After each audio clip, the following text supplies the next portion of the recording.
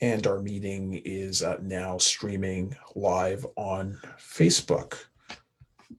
And this meeting will also be recorded.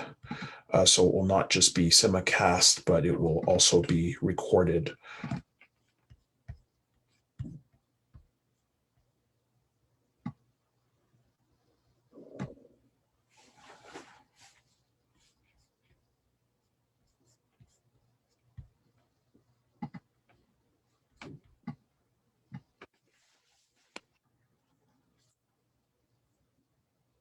Okay, I will How do. are you doing otherwise?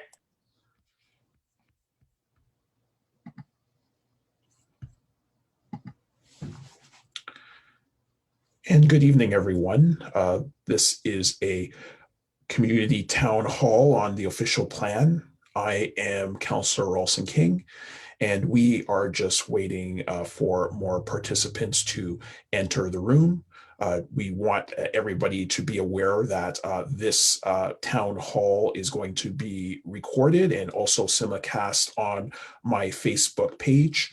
So Facebook users will also be able to participate in the chat site on Facebook, as well as participants who have entered the room here on Zoom. And so we'll just give it another minute or two before we begin so that we can admit all the participants, and then we'll begin with our program. We would like to ask everybody as well to remain on mute if they can, just so that we can hear from city staff as they provide a presentation to us. So we'll just wait for one more minute and then we'll begin with the program.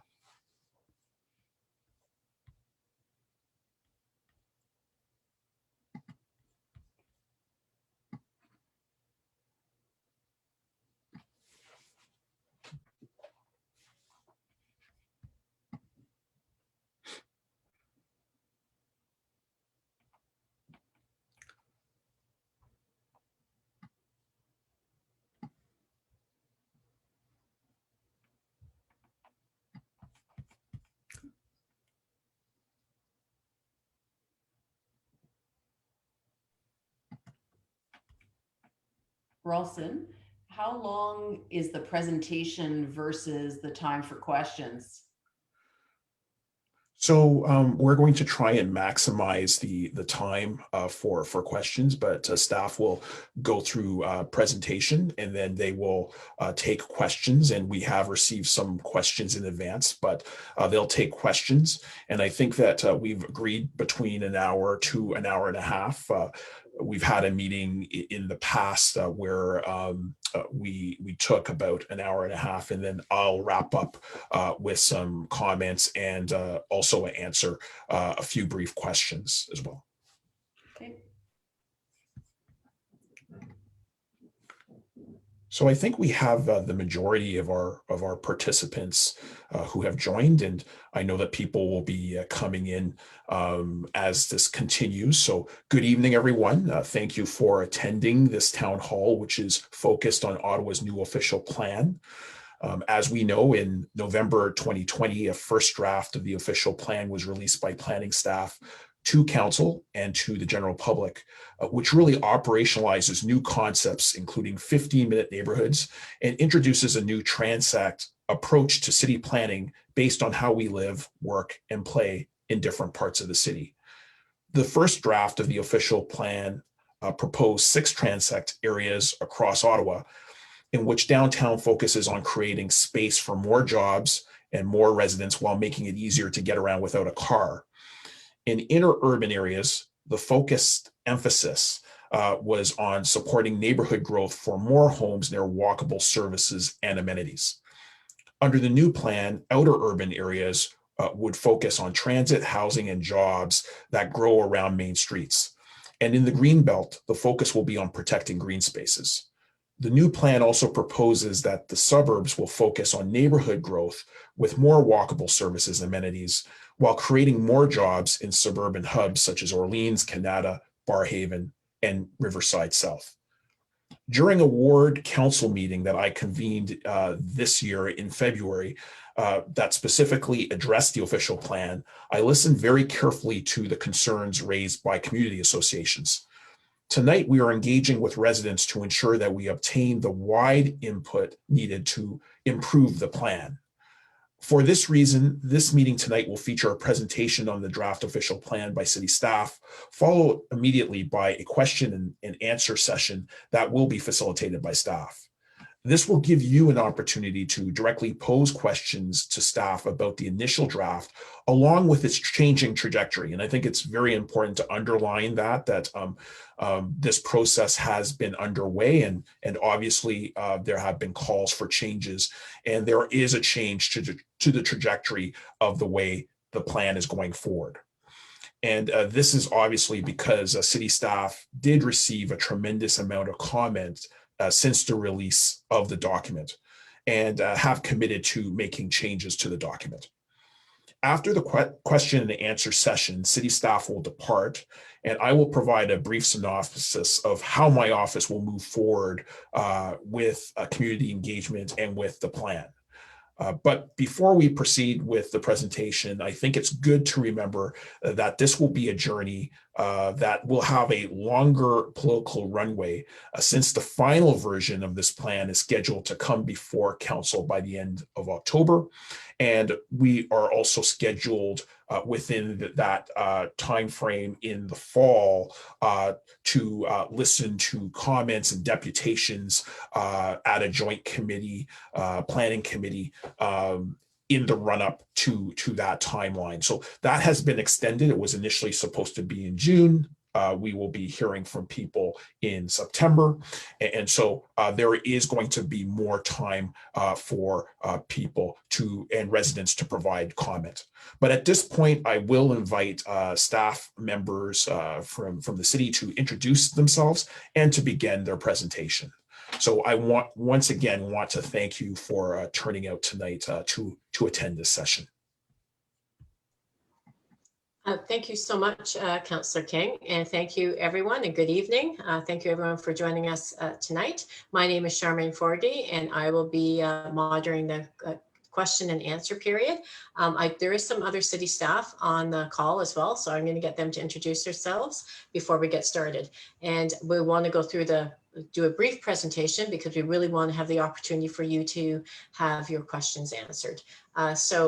Elizabeth, over to you. Do you want to introduce yourself?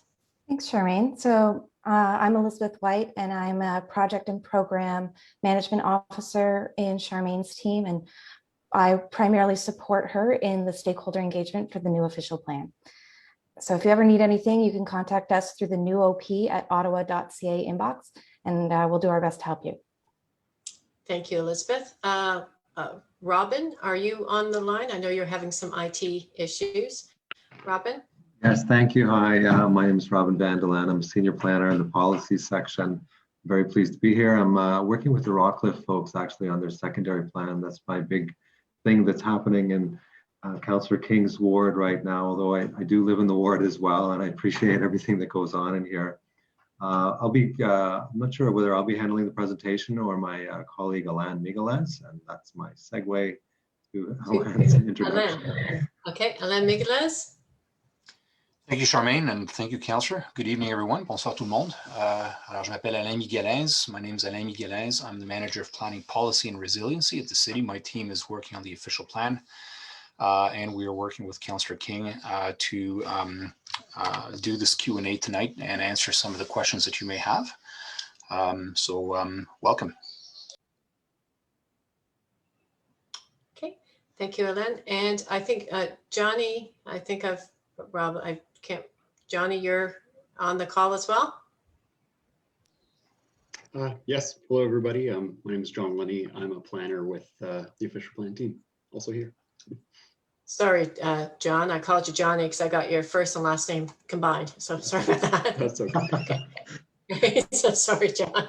Okay, so we'll get started there. I think that's all city staff that have joined us this evening. And so Elizabeth, I'm going to quickly go through we can share this presentation later with the counselor, and he can share it to everyone that's on the call. So the presentation, I'm going to go over just a little bit of where we've got, how we've got here so far. And so from the stakeholder perspective. So next slide. So the new official plan, I just wanted to go back. It's, you know, we are sitting in 2021, but we started way back in early 2019 when we used to be able to go out and see people in person. But now, as you know, we're doing everything virtual. So spring 2019, we launched a series of discussion papers with a survey, and the feedback informed the creation of the 5 big moves. Fall 2019, we engaged on the 5 big moves, and the feedback informed the preliminary policy directions that were brought forward to council in 2019, and the growth management strategy that was brought forward to council in May 2020 and February 2021. And so we did start early, and we tried something a little bit different. We really went through, we went in 2019, it was a grassroots movement, went to all different communities throughout the city. And as you're aware, in 2020, we really had to pivot and move to a virtual, all of our activities virtually, as everyone has. And to date, we've engaged over 100,000 folks. We have our new official plan website. We've received, as the councillor was mentioning, enormous amount of feedback on the official plan. And I know from the planners, they're thinking, oh my goodness, all this feedback. To me, I think that's great, because feedback, this is a draft plan that was put before committee and council. And so it was the opportunity to have that draft plan and get people's feedback. And so I thank everyone for their feedback. And I hope tonight will provide another opportunity for you to provide feedback. Next slide. So I just want to make sure that you know that it's not over. So as I mentioned, from 2019, 2020, and now here we are in spring 2021, we're reviewing all the feedback. All of the feedback that we received is tracked. It's in a spreadsheet. It's delivered to the planning team, and it informs the policy directions. And so so I don't want anyone to think, I know sometimes people think, you know, you put your feedback in, it goes in the big black hole. It doesn't. It's all been tracked. We've received an enormous amount of questions. The questions, we try our best to answer them. We are working on answering them all, putting them up on the website. And so anyone can see what the other residents across the city, some questions and the responses as well. And so we continue to do that. And we are right now, the planning team is working very hard at updating the proposed policies. We will, we've decided, because since we've had so much feedback, we're going to have an interim as we heard it report that will be at the end of April, which is coming soon, and the beginning of May. So that's the timeline. And that will be a citywide one as we heard it report. And then we're working on ward by ward ones. And so we thought it was very important for every ward to say that this is what we heard, and this is the changes that we made. And if we didn't make changes, this is why not. So we're doing those interim as we heard it report. And then through the summer 2021, we will have the statutory public open house. And then the fall of 2021, it will go to committee and council. And then the next step is that it goes to the ministry for final approval. So as the councillor is saying, there's still lots of time, and it is a journey. We've been on this journey for quite some time. And so please do not feel that you haven't had an opportunity to provide your feedback, because it's certainly not too late. And tonight's one of those evenings. So I am going to pass it over. I'm not sure if I'm passing it over to, and I'm going to put this one up at the end, Elizabeth, the Stay Engaged, just as we finish this evening, the Q&A, I will be doing that as well. So now I'm going to do the overview of the presentation. And who's taking the presentation? Is it Alain or Robin? I'll take it. I'll do a presentation, but I'd like Alain to speak a few moments at the end. If Okay. That's all right. And Robin, if we can, and not to put you on the spot, but gosh knows, everyone knows I do, if we can make this brief, because we just have an hour and I want to make sure we can have enough opportunity for the residents to have their questions. Does that sound good, Robin? It does, Charmaine. I'm laughing because you've heard me speak before, and I like to talk, and once I get going. Yes, you're passionate. Thank you. You know that, and that's important in this. You know, I'm passionate about speaking to the public, and I'm passionate about telling people about the things that we do. And so if you forgive me, I want to talk a little bit about, what planning is and how we ended up where we are today, because not everybody understands what an official plan is and how it relates to the next steps and how it may affect their neighborhoods. Urban planning is handled under the Planning Act. The city has administration under that.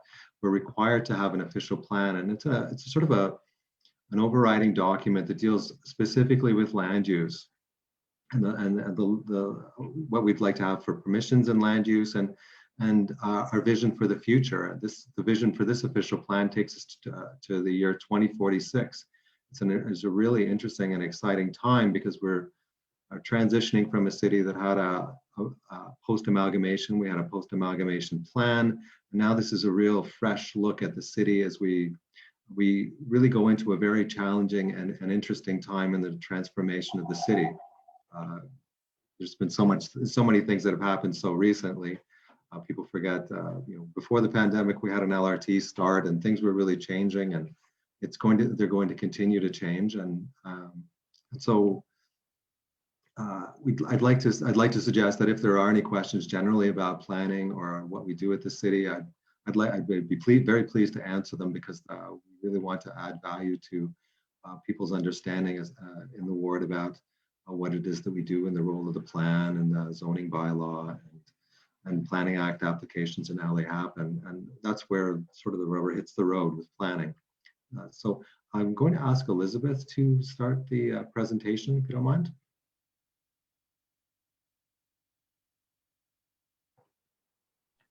Sorry, Robin, do you want me to go next slide? Oh, yes, sorry.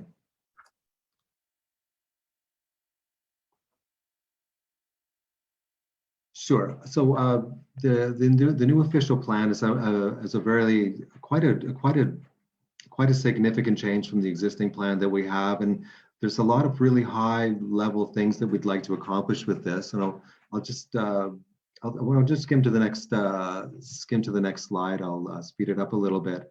We're really guided by the 5 big moves. There's either three, or rather the 5 big themes that we'd like to carry forward into the future. They're growth, mobility, urban design, resiliency, and economy. All of these themes really touch on so many different areas within the plan and provide themes for us to look at the goals and objectives and policies within the plan to go forward. Next slide, please. Now, although we do have the 5 big moves, there are a number of cross-cutting issues, and these are issues that really move from one issue to another, and these things are really important to us. Regeneration or intensification is one really big one. Energy and climate is incredibly important. Economic development has always been important, but I think personally, I'm sort of really interested in the last 3, and that's healthy and inclusive communities, really changing the way that we look at how our built form really affects people's health and where people live, and making sure that neighborhoods are very inclusive and diverse is really important to us. Gender is something that a gender lens is not something that's really very often seen in official planning documents, but we don't, until you're a practitioner, until you're faced with something, you don't really understand that a lot of things really have to be considered, because gender and age are very important issues that cross throughout the plan and in land use, and it's something that's important for us to look at. And we're really quite proud about the culture cross-cutting issue, because culture is really, really important to a city, especially a world city, a capital city.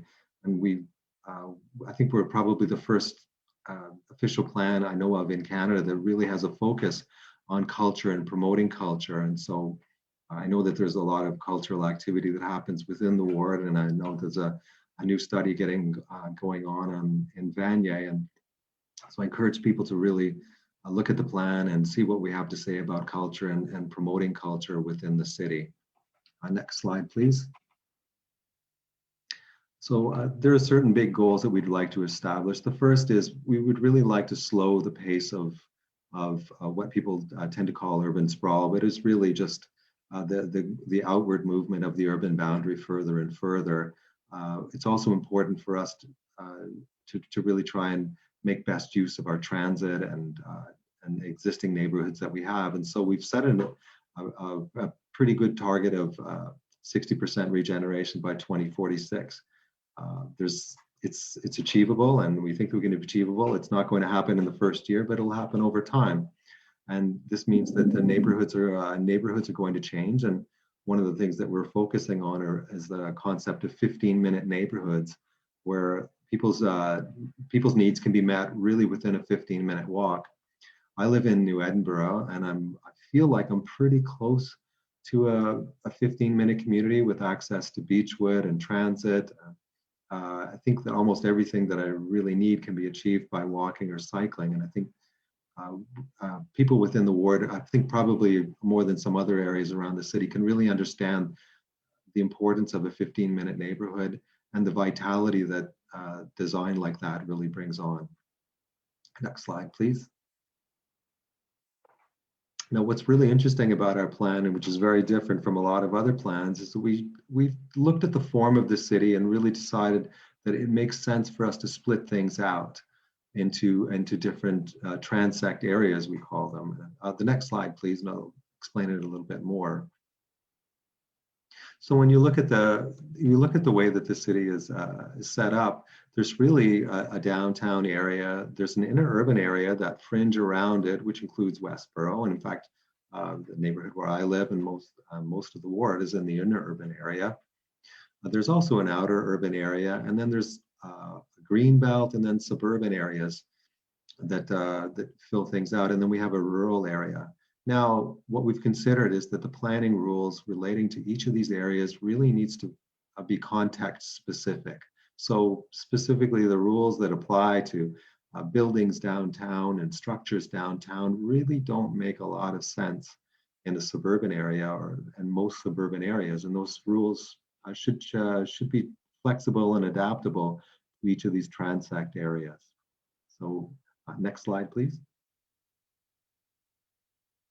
And so we've introduced a context-based framework to things and established the transect, and those goals and policies are reflected in our plan. Next slide.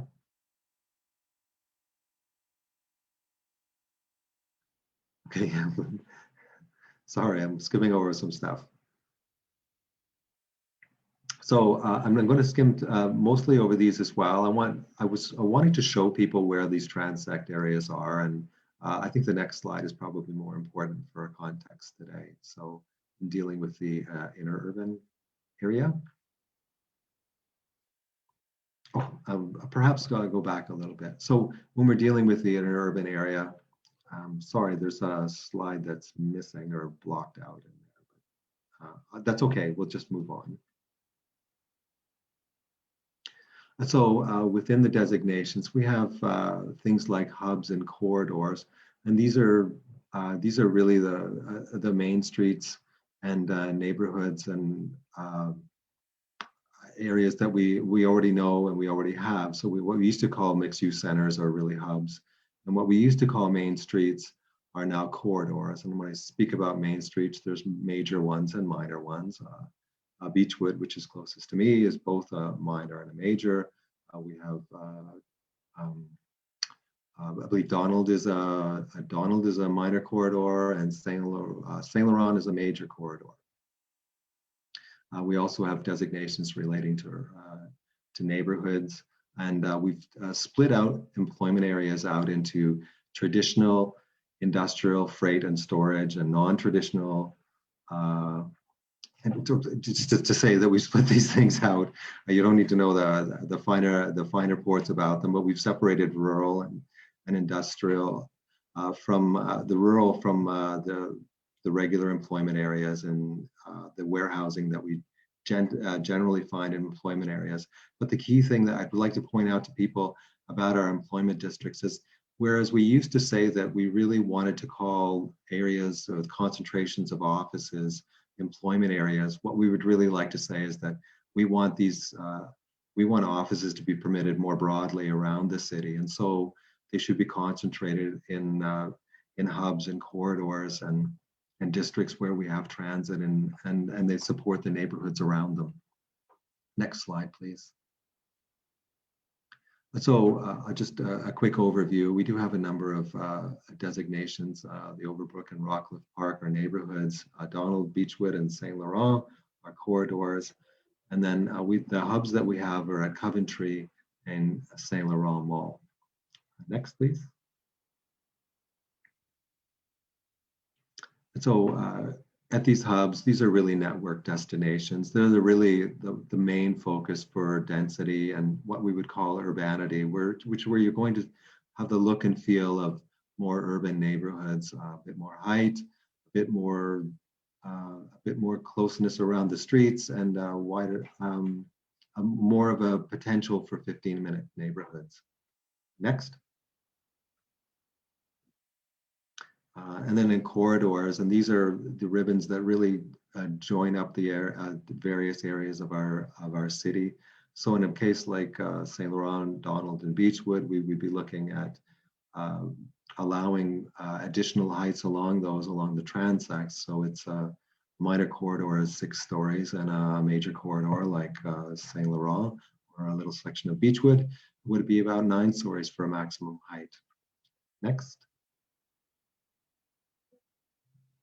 So I've sort of talked a little bit about 15-minute neighborhoods, and what we really want to do is make sure that these neighborhoods are serviced by a bus network on corridors and rapid transit stations. So there's a bit of a feeder that goes into the corridors to feed our overall transit strategies.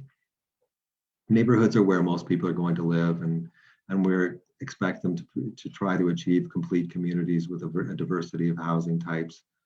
They'll be served locally by hubs and minor corridors and the main streets within them. And we really want people to be able to achieve, have access to a full range of service and amenities throughout it. But the overall form in neighborhoods is really intended to be low rise unless a secondary plan says otherwise. Next slide. Now, we do have some special areas within the city. I think a lot of people will agree about. I'll go quickly over them: the Parliament and Confederation, the Byward Market, the Rideau Canal area, the islands and the Ottawa River. Lansdowne is very special to us. Canada North is an interesting and growing area of employment, and as well as other uses. And the Ottawa International Airport, which I'm actually really excited about, is intended to be a focus for a new secondary plan where we'll be looking at the uses around the airport to really maximize the new connections that we're having with transit as well as the airport around it. Next slide. So mobility is really important to the implementation of the plan. There's a lot of policies relating to it, and mobility is really intended to guide the flow of people and goods around the city. It's about that inner urban piece. That's really what we're talking about. And so actually the photograph is on the side is really good because these are a bunch of pathways, and this is really when we talk about mobility, we're not talking so much about the roads as much as we used to. We're also talking about pathways, which we often call MUPs, multi-use pathways, as well as cycle tracks and things like that, the things that get people moving. Next slide. Housing is something that's very important to us. It's actually very top of mind contemporarily. We really want to allow a greater level of flexibility within housing and the housing forms. We want to protect existing residential stock or rental housing stock, and we really want to promote the more production of rental units. And also we want to permit transitional, alternative, or shared housing in almost every, I believe in every residential zone. Next slide. The cultural heritage, of course, is incredibly important. We have a cultural heritage districts and cultural, which are actually, I live very close to one in Rockcliffe. Those are areas that we would like to maintain. We also have structures and buildings that we would like to maintain on the Heritage Register. And so adjacent development is going to be required to demonstrate compatibility with these areas, within these areas, to the structures next to them.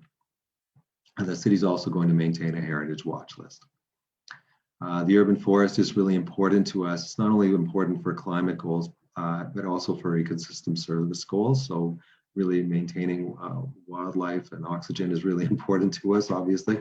So we've set a goal of trying to achieve 40% forest cover, our urban forest canopy cover within the city. Next. Now, secondary plans, like a lot of other cities of our size, we tend to accumulate smaller secondary plans over time. A secondary plan is technically part of the official plan, and it overrides. It can override parts of the main section of the plan to give much more detail. We normally do them for areas that are in transition or in growth. I've personally been involved in a number of them in the suburban areas where we have new developments that are coming online, like in Barrhaven South or in the East Urban Community in Orleans. These are areas where we would like to structure suburban growth in a very good way. But as we've gotten older as a city, we've also found the need to set up secondary plans to manage development in rapidly growing areas as efficiently and just as efficiently and coordinated a fashion as possible. And so a secondary plan is a really useful tool for us. We feel that quite a number of the secondary plans that we've had have really met the end of their life, and so we can retire a number of them, but we'd also like to bring and combine a number of them together. So the ones in the West Downtown Core, the Central and the East Downtown Core, and the Inner East Line 1 stations are being consolidated. So as we retire some, they're going to be repealed. And as well, we have some things, it's called a community design plan or a CDP. Some of those are being upgraded to secondary plans. And specifically, we have community design plans for a number of villages, and they're just being rolled into a secondary plan. We also have some for transit-oriented development areas that are going to be brought into a secondary plan status. Next. So going forward, and it's important for the city to sort of establish the process by how new secondary plans are going to be brought forward. And we've said specifically that it's the city that's going to initiate secondary plans. In the past, when we've had a large-scale development come in, they've often been proponent-driven. So a developer will come in and they hire the consultants and they hire groups and they work on preparing these secondary plans. We think it's more important for the city to have the overriding guidance for secondary plans. That's not to say that we won't partner with people on design plans for areas, but it's important for the city to drive the secondary plan process. Next slide. So that's really a quick overview of it. I'm sorry, Charmaine, if I've gone a little bit long. Really what we're up to now is we're really working hard, really hard. We've received quite a number of comments on the November version of the official plan. There are revisions that are being worked on. We're still in discussions with some groups, as we are, and I am with you right now. But it's important for us to try and make trying to get this together. The expectation is that the next draft of the official plan will be released at the end of August, the beginning of September, and it should be adopted by committee and council and sent to the province afterwards for final approval by the minister. I think that's my presentation. Thank you so much, Robin. And you did a good job. Thank you. You Brief. were on point. So brief. Thank you. So thank you so much. So now it's everyone on the screen's turn. So either you can put your hand up virtually, do the virtual raise your hand, or you can wave at me, or you can submit a question directly to me at Charmaine Forgy. It comes directly to me, and we can do it that way as well. So many different ways to reach and give us a question. So I do have a question, just as everyone gets themselves organized. For the first question being, given COVID and the likely long-term changes in community behavior, example, working from home, and folks moving out of the core to the suburbs, why is this moving forward without considering the data and matrix that we have now would be affected by the pandemic. And so I'm going to put that one over to Alain. Alain? Yes, thank you, Charmaine. It's a really good question. It's a question that we get a lot. I should start by saying that we have planning staff from Ottawa Public Health that is embedded in the official plan team. They've been working with us nonstop. Actually, we included them in the official plan team before COVID, and they turned out to be much busier than they anticipated. Obviously, the situation is still evolving, so there is no way now to say definitively what will happen. There's a number of things that we need to take into account. Obviously, we can anticipate commutes to work to be affected, but people will still work and there will still be workplaces. We can expect retail to be impacted, but again, the types of impacts that we are starting to see, and we stay on top of all the literature and all the information that's coming from a variety of jurisdictions in Canada, in North America, and around the world, suggests that as much as the online trend has really taken hold, there is another very prominent trend, which is what we saw last summer and we're probably going to see this summer, and that is people needing to go outside for fresh air, for exercise, and the importance of public space. And public space in Ottawa comes in a lot of different shapes and sizes. Of course, we have wonderful parks, but we have really good main streets as well. And a main street is never going to be available online. That is where you run into people, you meet friends, you have that experience of being in a human place that has other pedestrian foot traffic and your neighbors. You can run into your neighbors. The LCBO that just opened on Beechwood, I'm sure was a big magnet for the entire neighborhood, when it first opened. All the restaurants that expanded their patios into parking spaces or onto the sides or even onto the street or a wider sidewalk. We're actually hoping that will stay.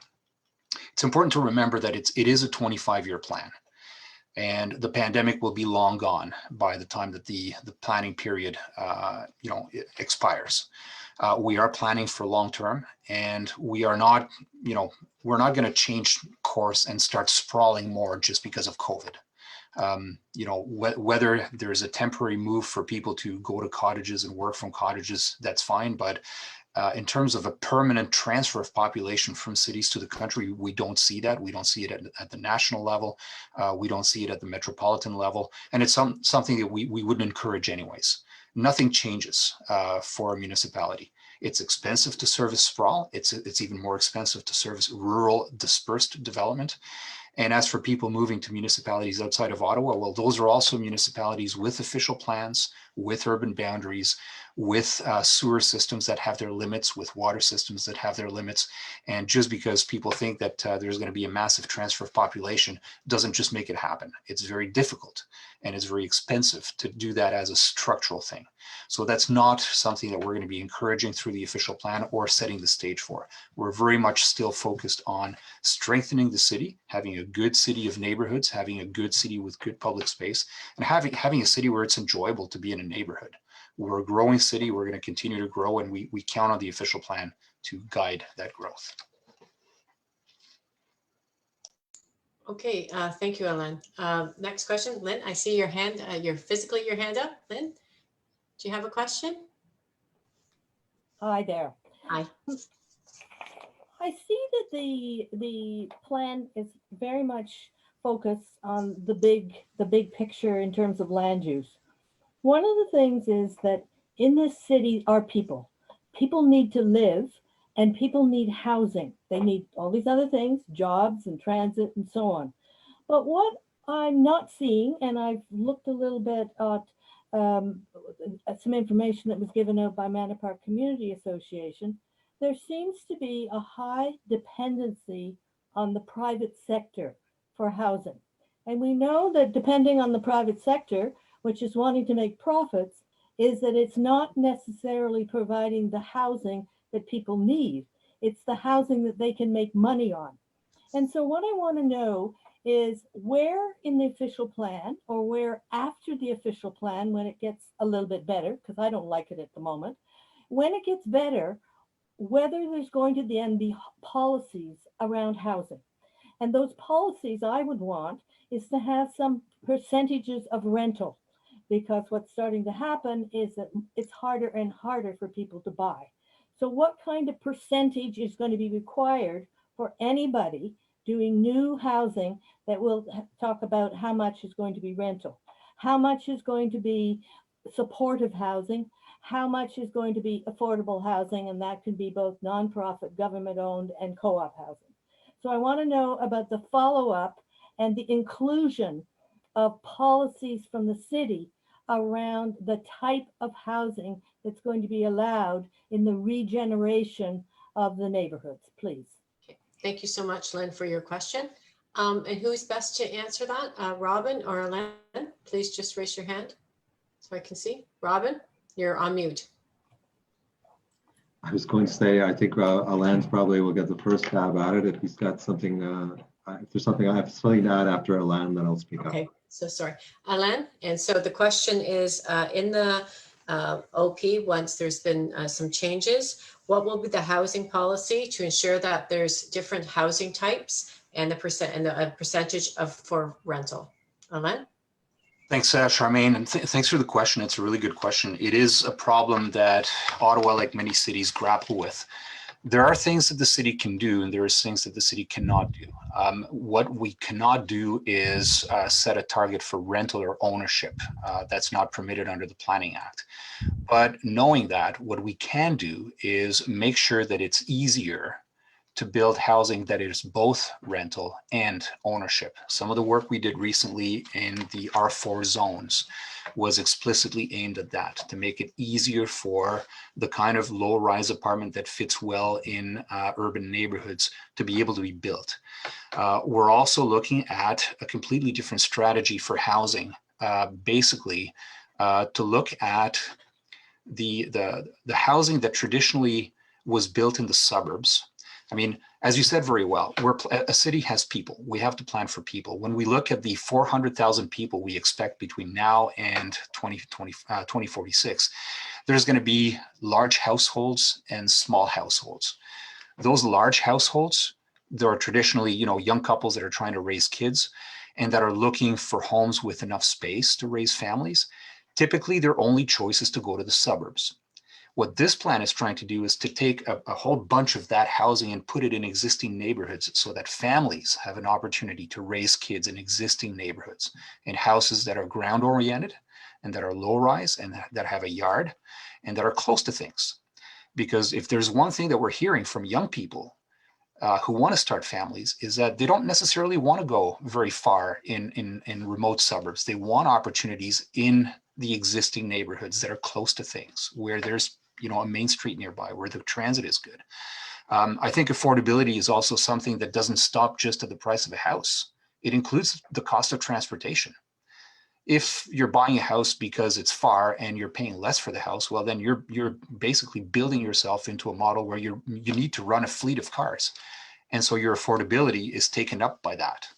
So by providing more opportunities for families to live close to things and have the choice of either not having a car or having just one, that also acts on affordability.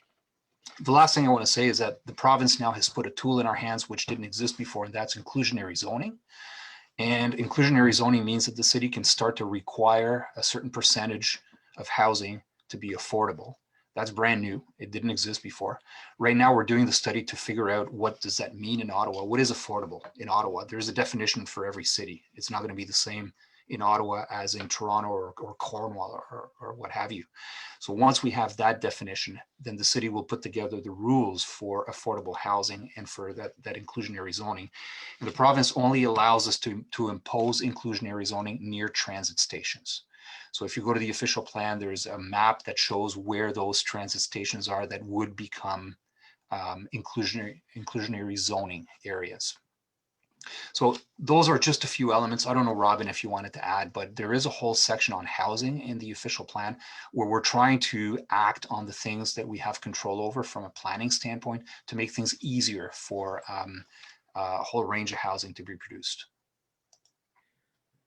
Yeah, that's That's, that's a terrific answer. If anything, I'd like to add a couple of little things to what Alan had to say.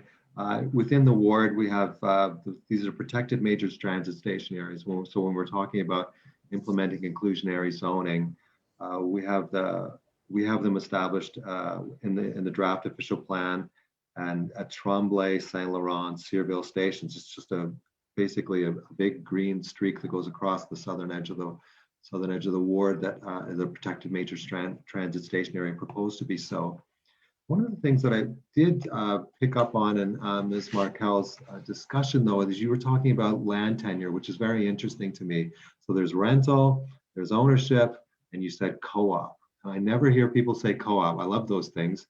And cooperative housing is that third form of land tenure that we don't hear of very much unless you've ever lived in one, which is a wonderful way to live. It doesn't mean that everybody lives in the same apartment. It just means that everybody gets their own unit and they live cooperatively. They share resources, and you buy shares in a co-op, or you are entered into a cooperative.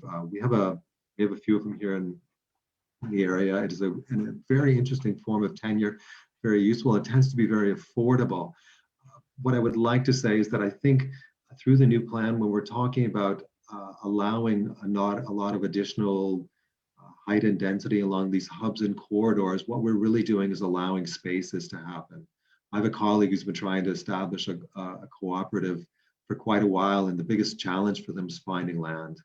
Because if you have to go through a big rezoning process, an official plan process, because you want to achieve a 6-story walk-up cooperative, and it only allows 3 stories now or something, that's a huge hurdle, and it's often insurmountable. So by allowing these housing options, it allows different forms of land tenure, and the market will fill some, but people will fill those with cooperatives and their own ownership as well. So those all of those things are important to us.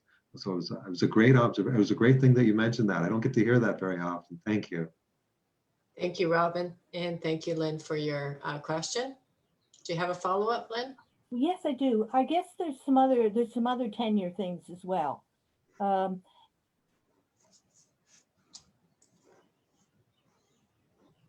You're on mute. No. Lynn, you've put yourself on mute. Okay. Now you're good. There's many other alternative types of housing, including co-housing, including people sharing, buying houses together, and so on like that. And I guess what I want to encourage you to do, and it hasn't been happening yet, I'm finding in talking to the housing folks of the city, is that if you are really trying to be innovative and look at alternative stuff, then it's really important that there be a policy and mechanisms within the city that will allow that to happen. And I'm really sorry to hear that the inclusionary zoning is only near transit. That's ridiculous. The inclusionary zoning should be able to happen anywhere in any neighborhood, not just along, like what you're saying is in Rita Rockcliffe. The only issue is that can be down near the Saint Laurent Shopping Center. We need it along Beechwood. We need it when a developer puts in a new building, that there's a percent of that housing that has to be affordable. And that could be on Beechwood, could be on Saint Laurent, but not only near transit. So I think the city's going to have to fight back a bit with the province in terms of making sure that the inclusionary zoning ability can happen in a variety of places. And Lynn, I'll just jump in just quickly. I didn't mean to do this since this is staff time, but we are aware of that. Bill 108. In fact, in the first month that I was after I sworn into office, I actually gave a deputation to the finance committee at Queen's Park with my colleague Councillor Leeper about the limitations of Bill 108 and how we were not impressed with that. So just want you to know that we obviously think that we should be able to have this tool on a wider scale, that it shouldn't just be focused on transit-oriented developments. No, that's right. And Montreal's using it very well. Okay, thank you. Okay, thank you. And now I see some hands up, and I have some in the queue as well. And so, Kate James, you're next for a question. That's great. Well, I'm not Kate, but that's all right. That's I'm fine. Kate's husband, Rob. We've been in the park since the early 60s. First of all, Rawlson and the city team, thanks for having the opportunity to have this chat. I think it's really important. I hope there's more coming. Certainly the details that came out a couple of weeks ago were a bit of a shock. I know stuff has come out over the past number of months and even probably the last few years, but there was a real sort of sticker shock last week or 2 weeks ago. That's sort of the context. Two quick questions at this point. One's on the issue of corridors. So if I understand correctly, with a corridor, you should be within about a 15-minute walk of business as a neighborhood. Well, we've got, of course, the core of Beechwood. We can walk down San Laurent Boulevard to the Montreal Road area within 15 minutes. And in fact, we can probably walk less than 15 minutes up to the new Water Ridge development. So there's tons of that going on. I'm not sure why we need to set up more business in a bedroom community. That's sort of one question I need a better understanding of, because Hemlock is not really Beechwood. I mean, Hemlock is a cemetery, a public school, and bedroom community people.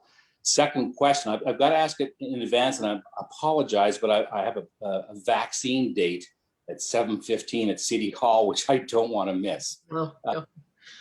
The second comment / question is, back in about 2017, we were looking at some renovation work in the old house, and the architect talked about Manor Park being seriously considered as a heritage designation.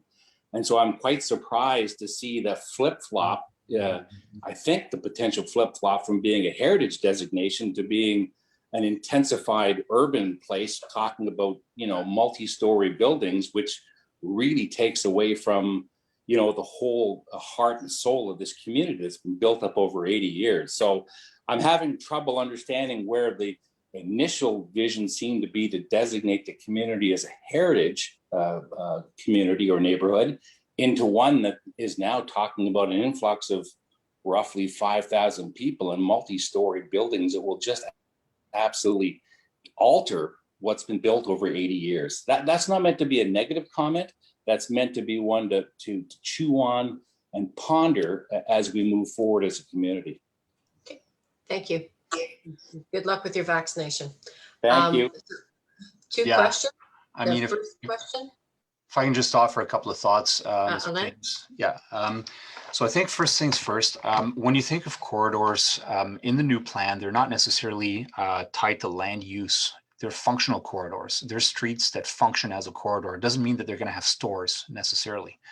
But the way that we've mapped the corridors is also to coincide where you have frequent bus routes.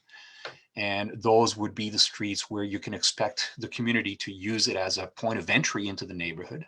And that could be a place where maybe at some locations you would have either additional services or permission for additional services, or additional options in terms of housing.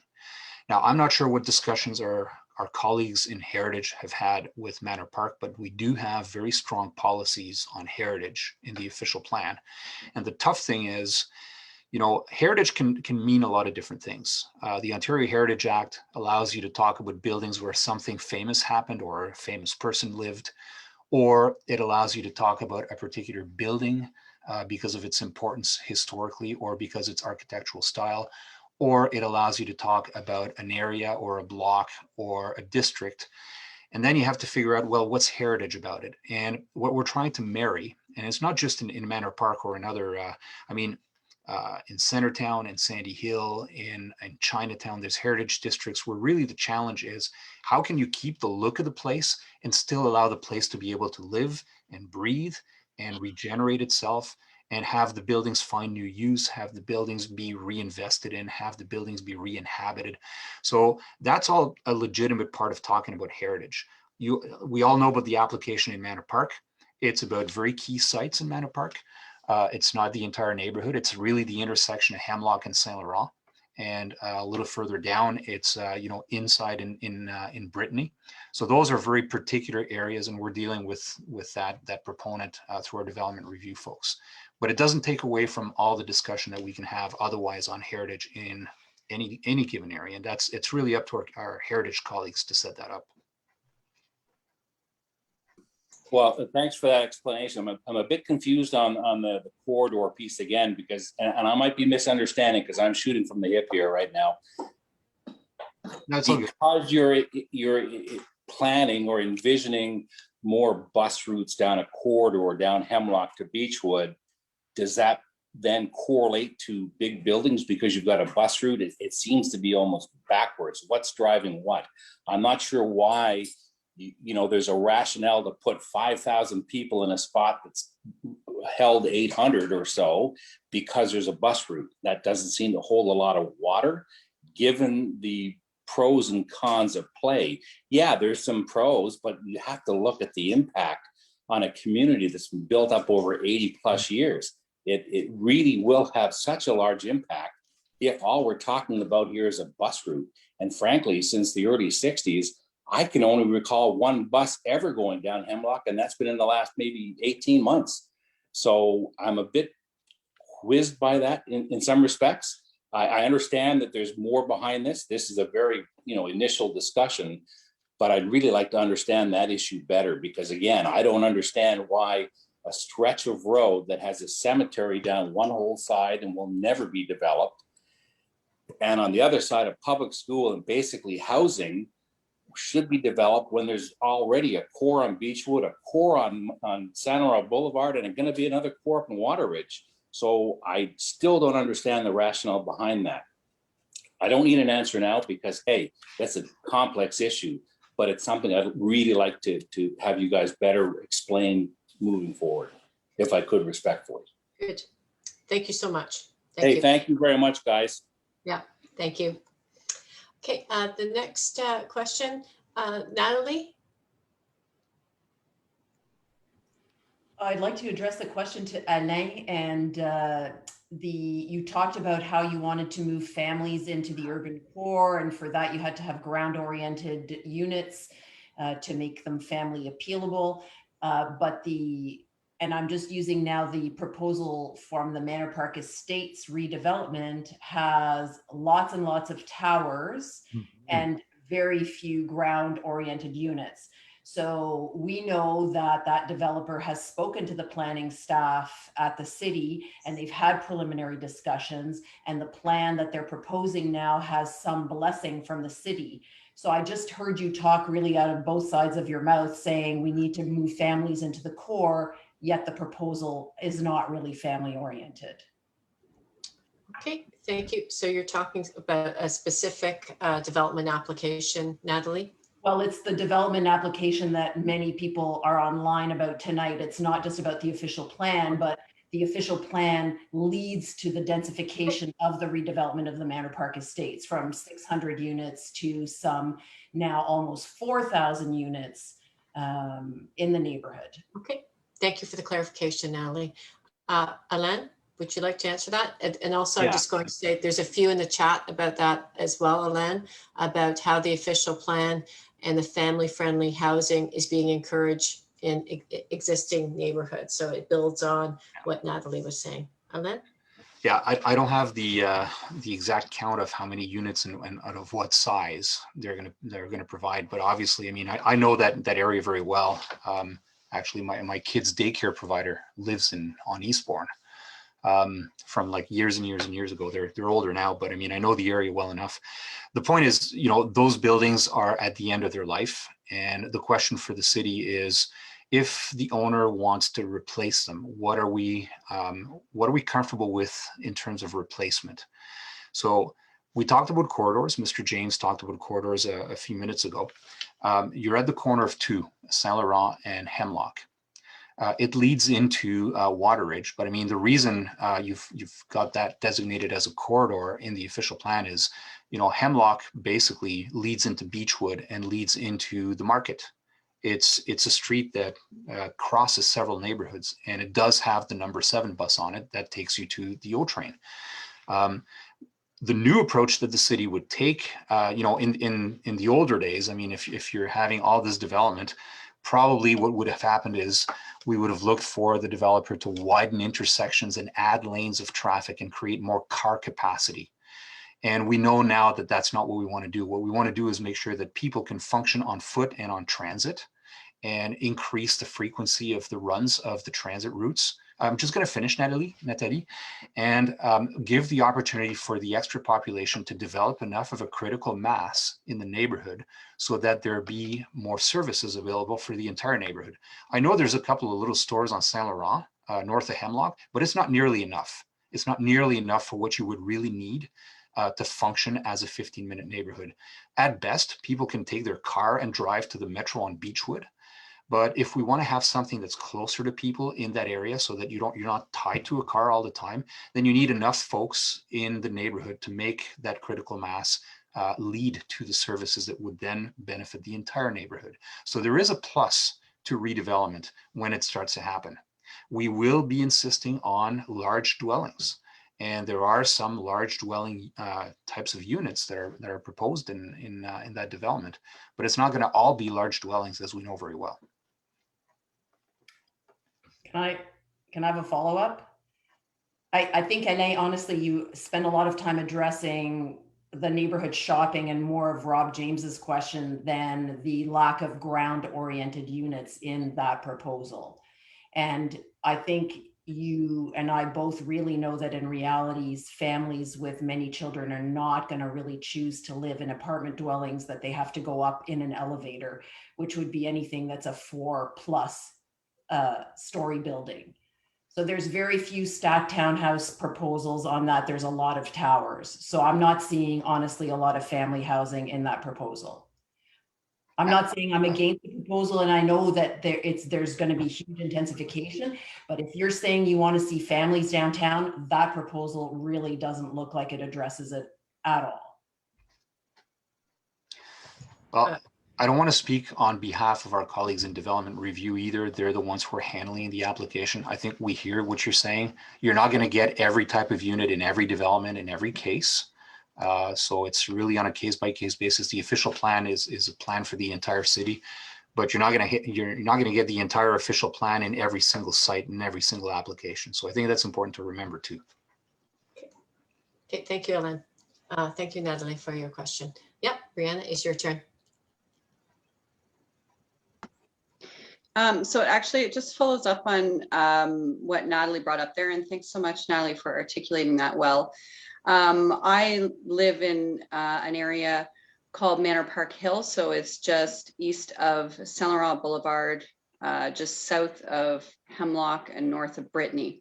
So I feel like I would be trapped in between these two new developments that we're talking about. Now, we're not specifically speaking of this development proposal tonight, but one thing I noticed is that when you were talking about the intensification or densification, you were saying that along these corridors, there would be limits of 8 or 9 stories, which I think sort of is more in keeping than the 12 to 30 story buildings that this development is talking about. So my question is twofold. One, is this an example of what would be a secondary plan that would then not have to follow the rules of the official plan, would be exempted from those rules? And two, what tools does the community have to really fight back against this? Because I think some of us, to use a word, feel like this is going to be a rape of our community. Well, I mean, that's very strong language. What I would say is that there's a process for the community to be involved. It's, under the Planning Act of Ontario, all these changes need a public process. But what I would say as well is it an example? I mean, it is an example of an area where, yeah, we don't call it a secondary plan. We call it an area specific policy. But yeah, the developer has to come to the city and make a case for what they want to do, and go through the process of talking to the community, talking to the councillor, talking to city staff. There is a public discussion that happens where there's a chance to put some ideas and interests on the table, see how the proposal can change, see how it can be improved, see how things can be moved around or smoothed, and understand how you can land at a finished product that's more palatable through that process. And then there's the appeal process. So, in Ontario, the way we work is, people have a right, you as property owner, you have a right to come to the city and say, I'd like to try something that's outside of what the zoning allows me to do. Well, if you're going to say that to the city, then you need to justify it. You need to file a planning rationale. You need to pay a fee. You need to talk to the community. You need to talk to the councillor. You need to talk to planning staff. And that's the process that happens. These are usually very prominent discussions just because of the size of the buildings, of the number of units, of all the issues that we need to tackle. But our department is here to tackle these things. The department is here to talk to people, and the councillor is there to guide you through the process as well, and in talking to us, the planning department. So that's why these things usually take months, if not years. There's a lot of discussion that happens. There's a lot of feedback that gets processed. People do get listened to, and proposals do change. Thank And I you. also just quickly want to note that on the official plan amendment, obviously my office will be holding a consultation not unlike this, ideally with the developer and with city staff. And so that is a separate development application that has come before the city. And so we will be ensuring that the community also does have a say there and does provide input.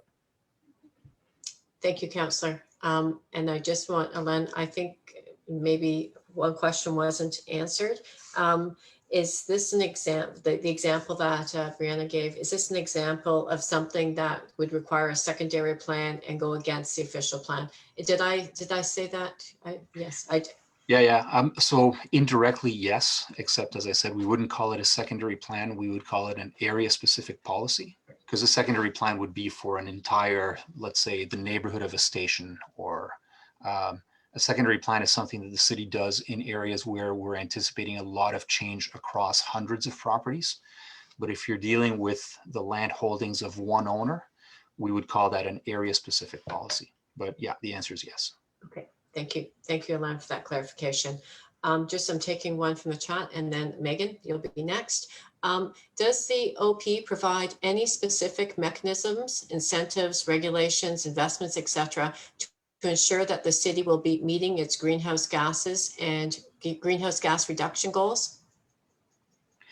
So there's a number of things that the city is doing. There's obviously the climate change master plan that council adopted, and the energy evolution plan that also is now adopted by council. What those things say basically are, first, that through the way we build the city and through the way we plan transportation, we have to reduce our greenhouse gas emissions by 100%. So we have to completely get rid of greenhouse gas emissions by 2050. We know that in a city like Ottawa, about 40% of emissions come from buildings, another 40 come from transportation, and the balance comes from a variety of other sources, including farmland. So the biggest things are buildings. So we need to go to non-combustible ways of heating and cooling buildings. Just like in the 20th century, people went from coal to fuel oil, and then from fuel oil to natural gas. In the 21st century, we need to go to non-combustibles for buildings. And then for transportation, it's about electrifying. It's about going to electric. There's a number of things that the city can do, and there's a number of things that the city cannot do that depend from the federal government or from provincial legislation. So the plan was just basically a first roadmap as to how do we break this down into little pieces, what can the city do, and what does the city need to talk to senior levels of government about. So that's kind of in short what the way it looks. Okay, thank you, Ellen. Megan, thank you for your patience. It's over to you. Thank you. So I live in Manor Park North, and I just wanted to echo the concerns of a lot of people tonight regarding the Manor Park development, both in Manor Park North and South. I just really can't see how building 15 to 30-story towers is not going to radically change the character of our community. Not to mention the environmental impacts, the increased sound, the increased traffic, the lack of amenities to serve that kind of population. I understand that, some development is inevitable. The city is growing. I guess what I don't understand, and my question is, I believe one of the city planners mentioned that the projection is that the population will grow by about 40%. Between now and 2046. If that's the case, why are we looking at a 620% increase as opposed to say a 40% increase. It's just such a massive jump. I can't wrap my head around it. So, so thank you in advance for your answer. Thank you, Megan. Again, I don't want to speak too much about that development application and its details because it's more in the hands of our colleagues in development review, but I'm not dodging your question. I think your real question is, why are we contemplating redevelopments on this scale in one particular site? So first, I guess a property owner comes to see us with a plan. We have to respond to the plan. They have to apply for changes in the rules. So they're allowed to apply for changes. We don't have to say yes. We don't have to say no. We can say yes, maybe. We can say yes with changes. We can say no altogether.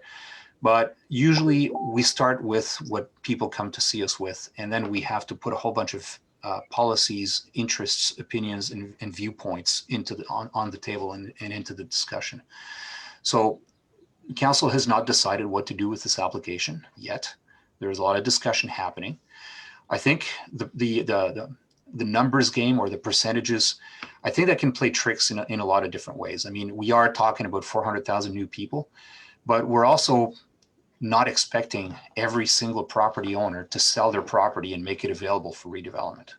Actually, I mean, if you look at, and we've done quite a bit of work on analyzing how often properties come up and actually get torn down. And in the hottest areas, it's about 1 to 1.5% per year. You take a neighborhood like Westboro, Councillor Leeper's ward, in the hottest area of Westboro, you have about a 1.25% per year rate of change. It means that in any given year, 98.5% of properties have no change. So let's just say you have 1% rate of change per year. It means in 25 years, you're going to have 25% of the properties that will have changed and 75% will have stayed exactly the same. That's the kind of math, if you apply it citywide in general, that will lead us to being able to accommodate all these new people that are moving to Ottawa. So what it means is, yeah, in 25 years, you're probably going to get a new vibe to the city. There are going to be neighborhoods that are going to be, you know, the hottest new neighborhoods. There's going to be more people. There's probably going to be more stores as a result. There's going to be more things around. But by and large, what we want is also for people to recognize the city, that it won't have changed physically all that much, that the majority of the city will still be recognizable. And so then it becomes a question, how do you integrate the new into the existing? And that's the challenge that we have. It's a challenge with big plans. It's the challenge with small infill. And what we put in the official plan are rules that talk about how do you integrate? How do you make sure that things fit together? How do you make sure that you're accommodating on a case-by-case basis, things that could be big, things that could be small, but how do you connect them to the rest of the neighborhood? So that's what the official plan's trying to do. Thank you, Alain. And I think to the councillor's point and Megan, to your point, there's people that have a lot of opinions and are passionate about Manor Park. I think that's a takeaway that I'm certainly going to be taking back to the planners at Development Review, that they'll have to be out and speaking to the public about that application. So thank you for that, Megan. I'm just going to read one, and it's a long one, the chat. So I think Robin wants to jump in there for a second. Hey, do you mind if I jump in for a moment, Charmaine? Because you know, it kind of relates to the initial discussion I have. We're over time, and I have about 8 questions. But this one, you can stay on the screen, and you can answer this one. There you go. Okay. When the city's planning along these main streets, are they mandated to require the taller and bigger buildings to maintain the mixed pedestrian neighborhood style, the main street style fronts? How to ensure this actually happens? For example, look how the big. What did you guys think of that? Nice going, Meg. Did you think that was a good comment? No, Megan, you're not on mute. I can hear you. How to ensure that they actually result in practice. Look at how the big bad Westboro Loblaws on Richmond closes off the street front and access to the operational reasons, and it shifts things back. So what they're saying is, how do you make sure that it's the right mix of commercial when it's on the main streets? Robin, do you want to answer that? No, I'm not. I was muted. Apologize. Okay. That's like the saying of the year. Sorry, I was muted. Yeah. But when we're dealing with main streets, we actually do most of our work through the zoning that happens on main streets. So I was involved with the zoning group some time ago on arterial main streets and traditional main streets, and we include rules relating to how buildings should present themselves along the street and maximum heights, all the business in the official plan. The rubber hits the road in the zoning bylaw. There's going to be a really extensive process that comes forward after the official plan, but the goals and objectives and policies in the plan do guide zoning and development applications over time as well. And so we have goals within the plan that require active street frontage, and those are the types of things that push buildings to the forefront. When we go through a secondary plan process, at sometimes we also we mandate through a demonstration plan or a concept plan very specific provisions to reduce front yard parking and things like that. The Loblaws is a really good example of how something like that would be flipped around, and so that the storefront would be at the back. I often look at the Loblaws on Richmond and Westboro as a good example of a fight that the city won to get an active street frontage. And you can see the Loblaws there, but there's a good sized parking lot behind that's hidden behind. So those are things and goals that we'd like to achieve, and they start in the official plan and move their way into zoning. Okay, great. Thank you, Robin. It's just been brought to my attention that the hands are showing on my screen backwards, so I'm getting people to jump the queue. I apologize. I wouldn't know. I'm just doing what I can see. So Edward, I apologize. I've heard that you've been waiting for your turn and being patient. So I'm sorry if I jump the queue, allowing people to go before you.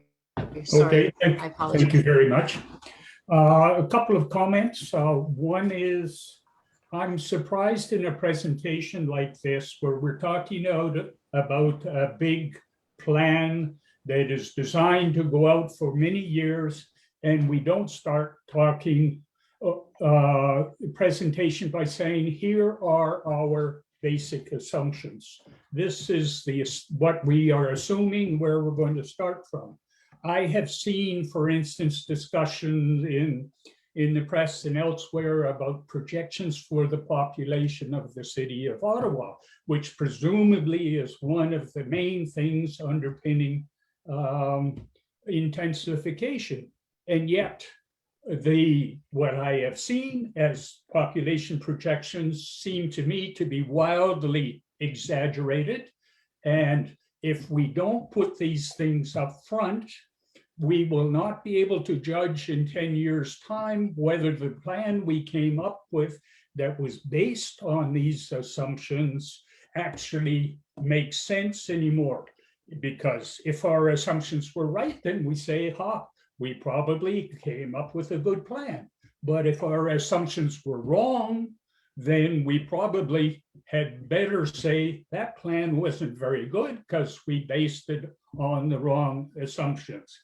That's one of my comments. Second comment, and this is not to attack or criticize Alain, but one of his responses suggested to me what may be one of the fundamental problems with this plan as it's being presented.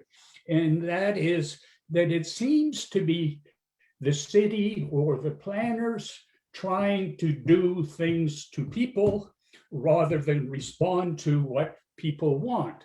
And just an example for one of his answers was, oh, well, people might want to move out of the city to small communities, but we wouldn't encourage them to do that. That sounds to me like Big Brother saying, hey, we know what's best for you, you shouldn't do this. And then that tends to flavor the whole discussion of this plan. If the plan could be presented as something that's responding to what people want rather than trying to do something to people, I think we would have a much more satisfactory process. And I guess my third comment is, Rawlson, when you send out the invitation for this, you asked us to send you questions. Where are those questions and where are the answers to those questions? Thank you.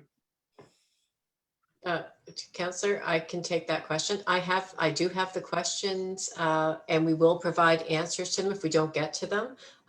But I thought, since I already had those questions, and maybe I apologize to everyone, I thought that since I have those questions, I'll get the planners to answer them and I'll circle them back to the councillor. But I thought that since there are some different questions, I would use them. And so that's strike two for me, Edward. I'm sorry about that. I thought I would get to those ones, and I will circle back. I promise that these questions that have been circulated, we will get the response to those as well. But there's lots of good questions happening as well. So sorry for speaking on your behalf, Councillor, but I feel that was my fault if I've been trying to juggle all the questions. There have also been some incoming questions through chat and to our office. So if we do run out of time, we will ensure that the questions are relayed to Charmaine and her team. I guess a question that we have received is if there's some time that's required to answer these questions, when might you respond, or when might your team respond to some of the residents tonight? So the questions that we have, I would say and I'm being realistic here, probably give us 2 weeks to get the questions, the answers back to you. And we appreciate that. And I know that would most likely also correspond with the, as we heard it, report that you will send that will reflect some of the interests and the concerns of residents in the ward.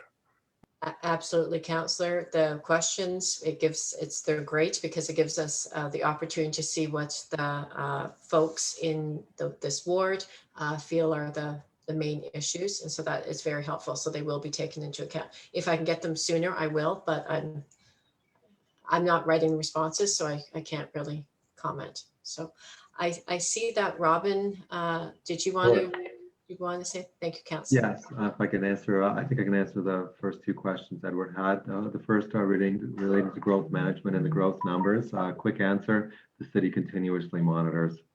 We update our plan.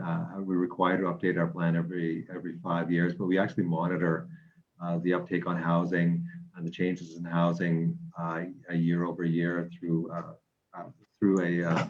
a group within the policy section at the city. So we monitor that continuously. The second question relating, can you refresh my memory on that, Charmaine?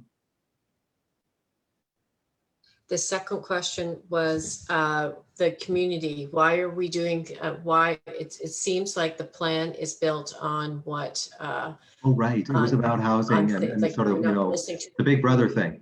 Yeah, we're not, and I'm not, yes. I won't be your big brother. The way that it works and the way that what we're trying to accomplish is to really make sure that there is a housing diversity throughout the city. Housing choice is really important. As what we've seen historically is that young families have to leave the core because that housing doesn't exist. As Alain alluded to, we've often had this business where people get together, they start a family, and then they have to move out to the suburbs not because they necessarily desire a longer commute or that particular lifestyle. It's because the housing does not exist for them. So it's important for us at the city to manage land use and allow those land uses and diversity throughout the city. It's about housing choice. There's no way that we could force specific land uses on anybody, or really I don't think that anybody at the city is really hoping for an exodus or an influx of people, whatever. We just want to manage housing in an appropriate and an efficient way that makes the best use of our existing resources and in a sustainable fashion. Thank you, Robin. Richard Vander, I'm sorry, I can only see Richard. I'm going to ask you to unmute yourself. There you go. Ask your question, please. Am I on mute? No. Yeah, you're good. Okay, thank you. Thank you for taking my question. It's just when I was looking into where the traffic was going to go from Waterridge earlier this summer, sorry, last year actually, I was told that it hadn't been sorted out. They built the base up, but they hadn't yet quite sorted out where the traffic was going to go.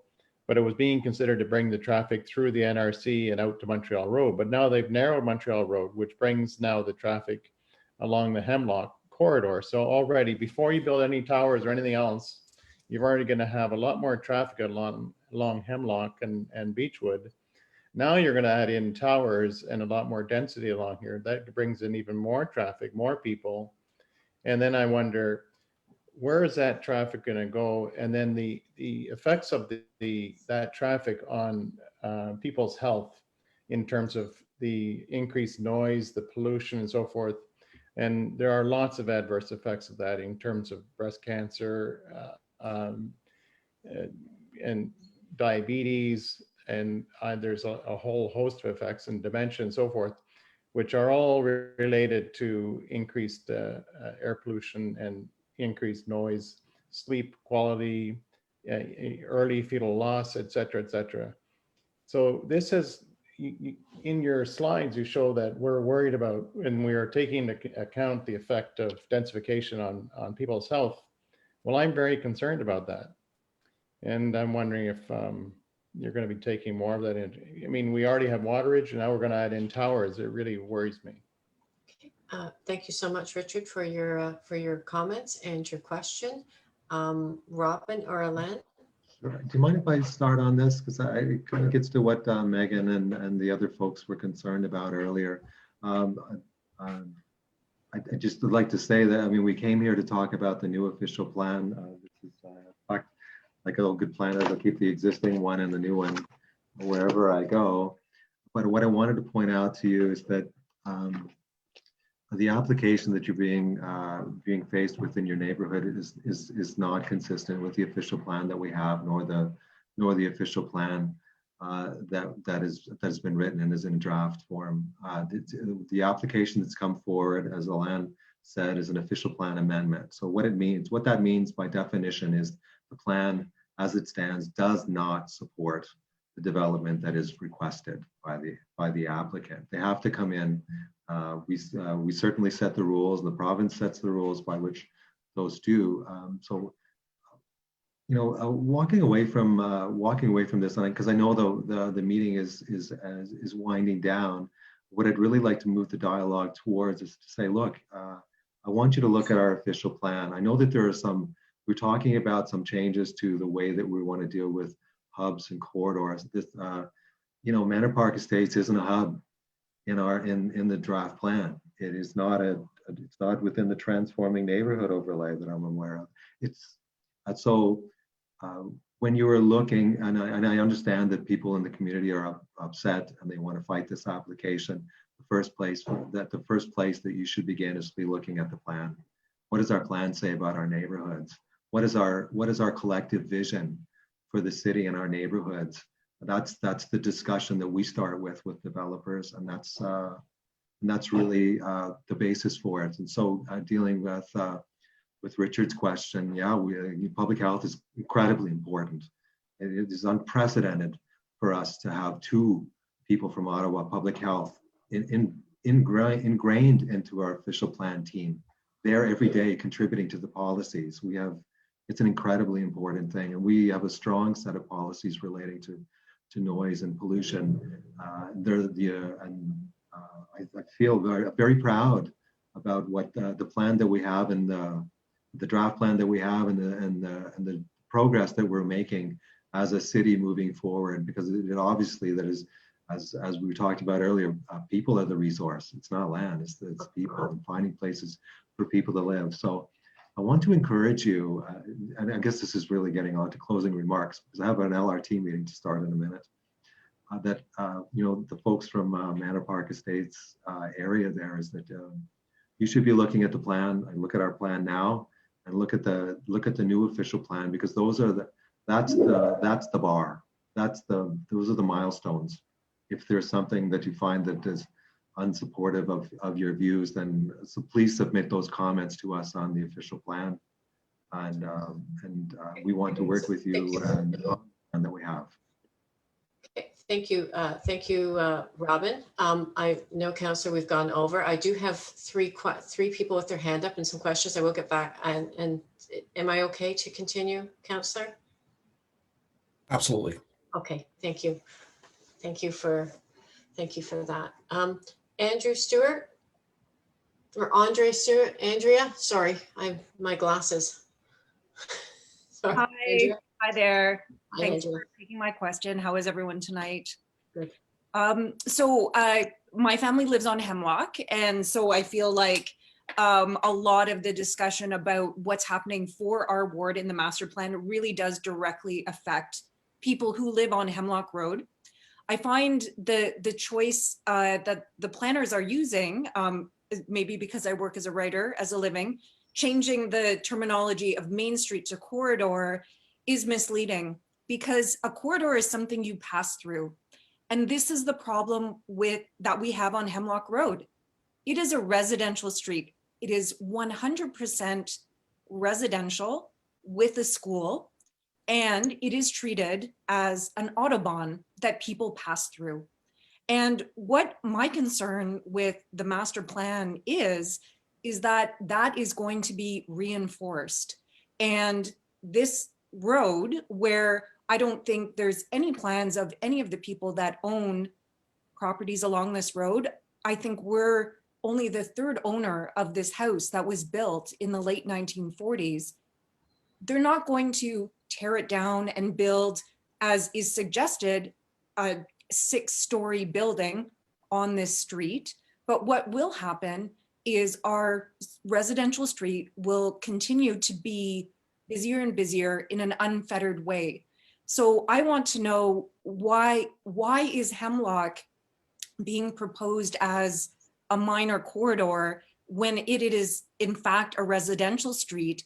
And also why, with all of the developments that are being proposed, the direct effect that it's going to have on the residents of this street, why is that being supported by planners? Like, are you basically saying our street is the sacrificial lamb because we need incredible densification, specifically in this neighborhood, which is actually a riverine ecosystem and a valuable green space, as opposed to just like urban infill?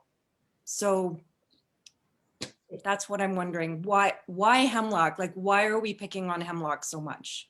Okay. Thank you, Andrea. And so the question is, Robin, I know you have to go. I think Alain is still on the line. No, I'd like to answer that. I think it's important to remember, I mean, corridor or Main Street are functional descriptions. And Hemlock, if we do nothing in the official plan, still very much functions as a street that joins several neighborhoods together. So it's not a matter of picking on a street or not. It's simply a matter of having a proper description of the street. And a corridor can be any number of things. It doesn't have to be commercial. It doesn't have to be just residential. It doesn't have to be, it's not a land use description. It's a functional description. That's a street that plays the function of a corridor. And it does, in reality, join several neighborhoods together. So I just want to say that, because when people see names like corridor on a map, minor corridor, I mean, it's supposed to express exactly that. It's not anything else, but what does that street, what is the role of that street in the grid of the city? And I mean, obviously a plan is there to manage change. There's no such thing as a finished product when you're talking about a city. There's no such thing as a finished product when you're talking about a neighborhood. Things do change. Buildings do get replaced. So the question is, how is the official plan, to Robin's point, allowing the city to respond to requests for change? What are we going to base our response on? And that's the policy framework that we're trying to put in place. Okay. Thank you.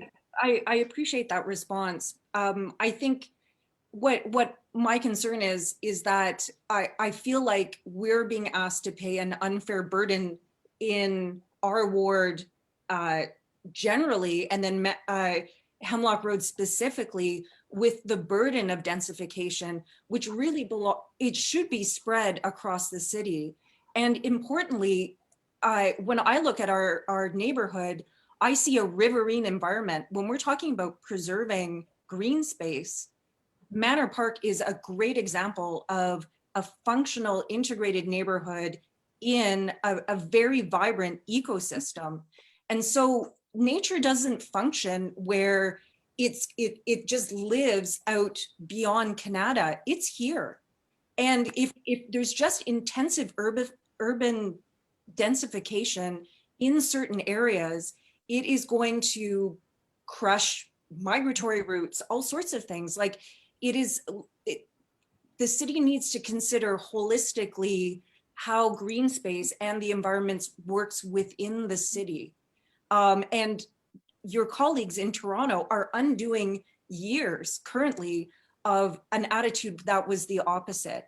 And now they're desperately trying to reconfigure that and failing, and they're paying for it in all sorts of reasons. And I know that because I lived there for 20 years. So I really hope that the planners can just continue to consider the city more organically in terms of the way it functions as an ecosystem, not just, an urban environment. It's more. Thanks. Sorry, I'm passionate about. I don't know. That's a really good statement, Mrs. Stewart. And I just want to say that I hope that you will find in the new official plan a big improvement on the current one. And I just want to pick up on a couple of the things you said. You're absolutely right that we should not be focusing all intensification in just one or two areas. And that's something that you'll see there's a major difference between the existing official plan and the new one. In the new official plan, we're talking about distributing intensification much more widely across the area, just exactly for that reason. Every neighborhood must play its part. And if we all do our little bit, together as a city, we'll get there. And we will get there in a way that is more organic, is more respectful of the ecosystems that we have. We have very aggressive new policies to maintain and build up the tree canopy in the city. And I hope you can find that in the official plan, because that's new. It wasn't there before.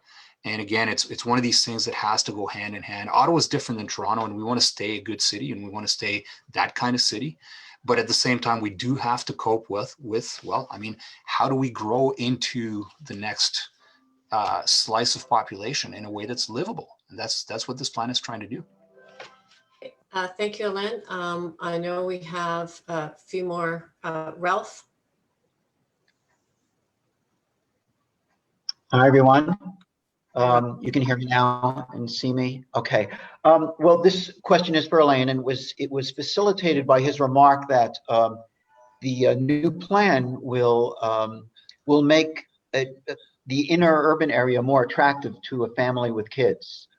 And I just don't understand that, because intensification is about having more people, per square foot. I mean, it's about having greater density. And so I don't know how you can resolve the issue of we want to have more intensification, more densification. And how you can kind of connect the fact that there's more intensification, more densification, but there's going to be it's going to be more attractive for families with kids. That just seems contradictory. Two contradictory remarks. Yeah, and finally, just so that I'm on the board in Linden Lee, and we've had lots of applications: Claridge, Minto, Smart Living, and all of those places are small apartments. The trend is for small apartments, and when city planners look at it, it seems to be fine. Thanks. Sure. No, thanks for the question, Mr. Hess. If you take main streets, obviously a lot of people would agree that's a logical place for apartments above stores. In the olden days, actually, a lot of families started out living above their own store. And interestingly enough, if you go to Main Street across from the Oblates, that whole development, There's a family from Alta Vista that moved from Alta Vista, built up their own home, and they have their own restaurant on the ground floor. It's called Sula Walk. And even during the pandemic, they've been incredibly successful, fortunately. And it's really interesting to see that kind of development and that kind of setup start to come back. What seems to be a contradiction between raising kids and having density, actually, in a lot of ways, is not. Isolating kids in streets that are long, unending crescents where they can't go anywhere unless they're driven has turned out to also not be very good for kids. It's isolated them. Having kids being able to walk out on the street, meet other kids, play, go to the park, that comes from having neighborhoods that are lively with families that are close together in space, but they have their own privacy. And I think when we look at how we're different than a city like Toronto, we're not trying to be a city of high rises. We're not going to be a city of high rises. We're going to be a city of low rise housing, by and large. We're going to have high rises in some places, and those are okay. Close to stations in the downtown, there's places for high rises. There's places for mid-rise buildings in the main streets because you've got, stores on the ground, and then, you do have apartments above. But then in the side streets, in the residential areas, in the interior of neighborhoods, that's where you have to have opportunities for that kind of setup, where families can be there with their young kids, and the kids feel safe going to play with their friends, walking to school. The number of people that drive their kids to school these days has completely undone what the government has been trying to do for years and years, which is to get kids to be active, to bike, to run, to be outside, to walk around the neighborhood. And structurally, we have to build a city for that to happen. I'm going to agree with you and with a couple of other speakers that motor vehicles and cars have had many, many very deep impacts on how we live, on how we our health, on the health of our neighborhood. They are noisy. They are they do add pollution. Until the day we can figure out electric vehicles, they are polluting. So what the city and this plan is trying to do is to give people choices. That's not the only choice that you have, to own a car and to have the car be tethered to you for anything you want to do. You should be able to have, for any age, the ability to walk around your neighborhood in a safe way, in a pleasant way. And density is the kind of density that we're talking about, is the kind of density that sets that up. Okay, thank you, Alain. I'm just two more questions. I'm sorry, Councillor.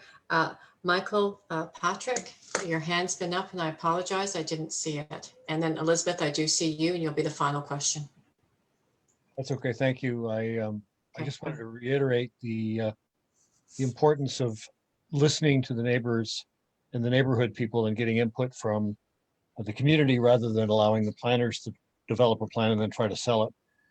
I'm agreeing with the people, Rob, initially, Natalie, and the bunch of people in the Manor Park community who are speaking about the vast intensification effort that seems the 6,000 people are going to fit into a few apartment buildings at the corner of Hemlock and Saint Laurent.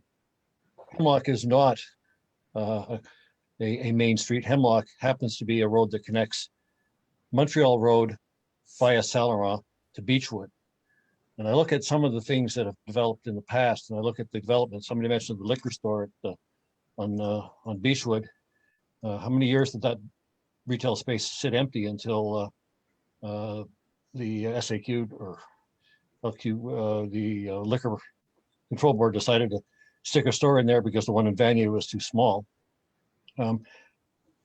This is not a community that's going to support businesses along the alleged main street that people are pretending Hemlock's going to become.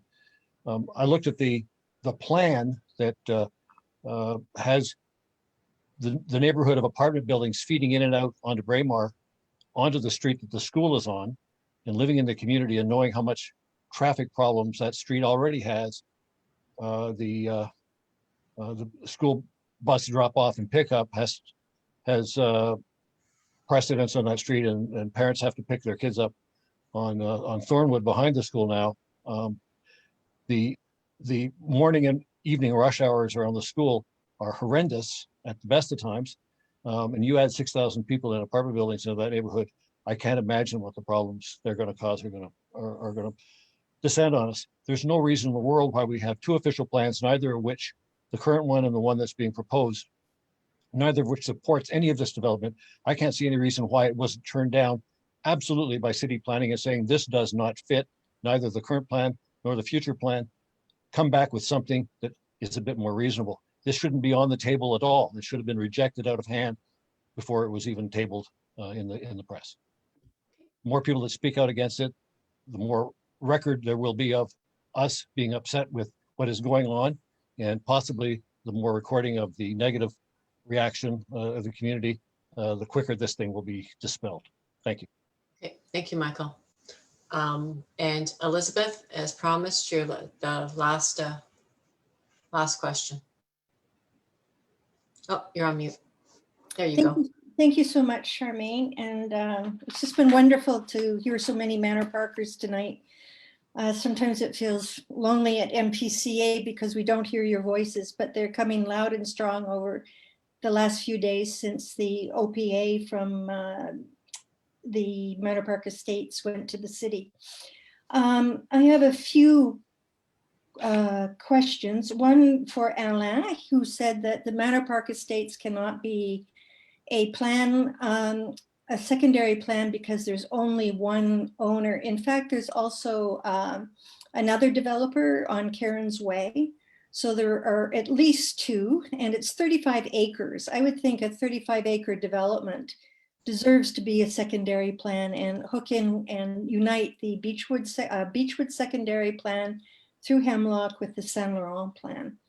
And I just can't understand why we wouldn't have more legal strength of the secondary plan to cover this area. Secondly, you've mentioned that there aren't that many tear downs. Well, there aren't now because it hasn't been lucrative for developers to tear down.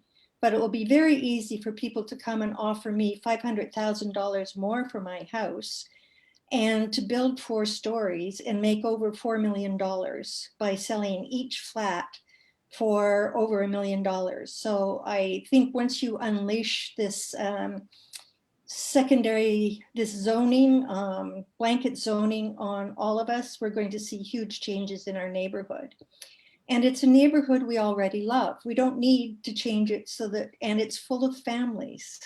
And we can walk most places. The retail that we have lost, we've lost because developers like Minto have come in and destroyed, 10 to 12 business areas where we had dry cleaners and bakeries and restaurants, and it was the heart of the Beechwood area.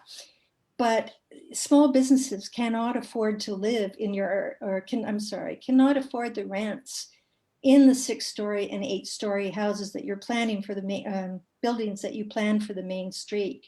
So I find that one of the assumptions that just isn't holding.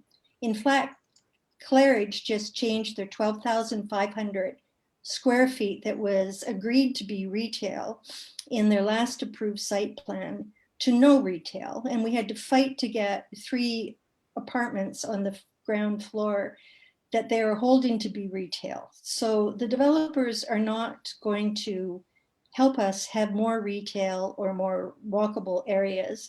And so far, the planning review department hasn't supported us in pushing the developers to have more retail. And frankly, I think a lot of people do walk to the metro. You may be surprised, and bike to the metro. And one grocery store would be just great, but the city has no capacity to insist that we have a grocery store. And I doubt that another grocery store that's walkable could compete with Farm Boy, Metro, and the other grocery stores. So I find it a specious argument to say that we will be better served by more retail, because I don't think it will come. My other point was that on the schools, we have 4 schools. We have 4 primary schools in Overbrook, Vanier, and Manor Park. We have one that is going to be 168% overutilized using OCDB arguments. And we have 3 others that are underutilized. And the city has no control because that's a provincial responsibility. So to say that we need to be smarter about schools and so on, it just doesn't ring authentic to me, because many of the aspirational statements, like having walkable schools or having retail or having appropriate parks, enough parks for greater densification, the city doesn't have the money to do it, and it doesn't have the mandate to do it. So we're quite skeptical about the official plan, especially since we are an inclusive neighborhood. We have 37% child poverty below Hemlock. We have 31% child poverty in Eastern Manor Park, and within Manor Park, we have 12% child poverty. We have not been able to get services from the city to serve these families. We've tried very, very, very hard. And so we are planning on building more low income planning through the Agrawal plan, but it will fall on the Community Association of Volunteers to be looking and trying to support them. And there's been no appetite at the city to support us in supporting our low income families and to help them climb out of low income families. So I guess just in summary, I guess my last point is that I think, as Ed says, many of the assumptions are quite questionable. 400,000 people coming over 25 years. If you take the builds that we've already had since you gave that number and use it for just 19 wards over 25 years, would have to build 174 new units a year. And we will already handle that for all of Ward, just in the Manor Park Estates redevelopment. So I think we're cutting butter with a chainsaw here and allowing blanket zoning, and that will allow this kind of intensification that you're calling for. Thank you. Thank you, Elizabeth. So Elizabeth, that was quite a few statements. I'm not. Thank you. No, I don't need answers, except the first one on the secondary plan from Alain. Yes. Okay. Thank you, Elizabeth. Thank you. Alain, Elizabeth's asking the secondary plan. There is 2 developers, and it is 35 acres. Would that not be a trigger for a secondary plan? No, it would not, but it doesn't change the fact that what they're applying for is a change in the policy. And whether you call it a secondary plan or an area specific policy, it has the same effect under the law. So it's just a question of naming. Okay. Thank you. Councillor, I know we've taken a lot of your meeting. I apologize. I think we probably could sit here for a couple more hours to get through the questions. I will say that as mentioned before, I'm going to ask Susan to ensure that all the questions in the chat, that we have them so we can respond to, and any of the other questions that you've received, Councillor, if they can be sent to my office, we'll ensure that we get the response. And so I'd just like to thank everyone for their patience and their questions and the response, and thanks to city staff as well. Thank you, And Councillor. I'd like to thank staff as well for taking the time out. As you might know, when I'm on a meeting, and I think my staff member Susan Ong would attest to this, we could go on and on and on. And I think that might not be the greatest for my staff, but I think that we should obviously provide maximal opportunities to residents, community associations, and other people to provide inputs on this very important item. The official plan is the blueprint for our city in terms of land use, and so maximal input is going to be very important. So I really do thank staff for the time that they've spent with us, and I'll spend a few more minutes because I do have some observational comments, and then I will also answer just a few questions, because I do appreciate the fact that we're going over our 2-hour time that was set for this meeting. But I do want you to know that we are listening. We had a ward council meeting in February where I listened very carefully to the concerns raised by community associations, including Manor Park, and Elizabeth participated in that meeting in February. And ultimately, I concur that changes are needed to be made in the next draft of the plan when released by city staff to recognize the unique character of our neighborhoods. While intensification won't stop, as it is actually provincially mandated, it is my intention to advocate for an official plan that encompasses a goal of human scale development that ultimately complements rather than challenges the nature of our existing neighborhoods, and that maximally really protects heritage conservation districts as well. While I support intensification, I believe that there's intensification that contributes and there's intensification that detracts, and that we must address the worry that so-called regeneration is simply a euphemism to cram a larger number of residential units into neighborhoods. I mean, I think we've heard that loud and clear tonight, really regardless of the impact. So I believe that we need to seek better solutions to ensure that any neighborhood regeneration in the ward really engenders a tactful balance of density, along with providing different affordable housing options that cater to both individuals and growing families. I also believe that for any intensification to work, we need to ensure that necessary investments are made in green space, in social amenities, and in infrastructure, including transit and active transportation, to support new development. And that will actually require changes to the way that our municipal finance model actually operates.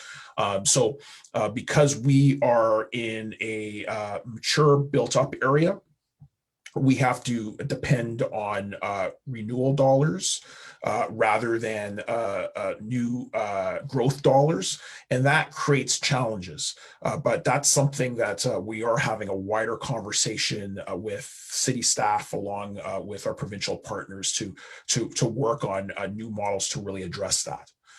Most importantly, I believe that sustainability of development must be ultimately considered along with the impact of adjacent existing neighborhoods. And to me, what that means is that we should embrace a development approach that really reflects the unique nature of our communities rather than a homogeneous approach that would embrace an automatic upzoning or blanket zoning of specific neighborhoods. So I think we've heard that loud and clear. Based upon community input, I will be advocating against a blanket approach or a one-size-fit-all approach, zoning approach, being applied to every mature neighborhood. Communities must have the opportunity really to argue for the zoning that they consider important. And I also believe that on a go-forward basis, we must advocate for the appropriate amounts of intensified development at the most appropriate locations. And so that does require a dialogue. I think the good news is that Ward 13 does have several master planning opportunities in the future that can accommodate a smarter approach to development, in my estimation, which includes social housing renewal in Overbrook. So we have a lot of housing that has come to end of life there and is already zoned R4 and needs to be replaced. And so we are starting a redevelopment process there with Ottawa Community Housing, which is not unlike the processes that have been taking place at Rochester Heights. So there will be massive consultation. The idea is to have massive investment as well in the communities, and to ensure that there is more affordability in that specific community. So that's a process that is underway.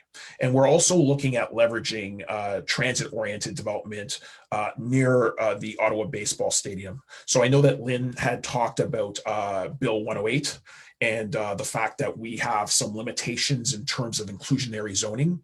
But before COVID, I did give a direction at council to start a visioning process that will start within this year that will bring people together for public consultation around how they would like a new development around the baseball stadium to look like. And that would be ideally mixed use development, mixed income. We'd be talking about green space. We'd be talking about other amenities. And so that also provides another opportunity for master planning. And of course, there's been the discussion around Manor Parks Estates, we know that an official plan amendment has just been submitted to the city. I'm going to encourage everyone here who's definitely concerned about that development to get involved, to ensure that they do submit their comments by May 7th, I believe, is the date for technical review.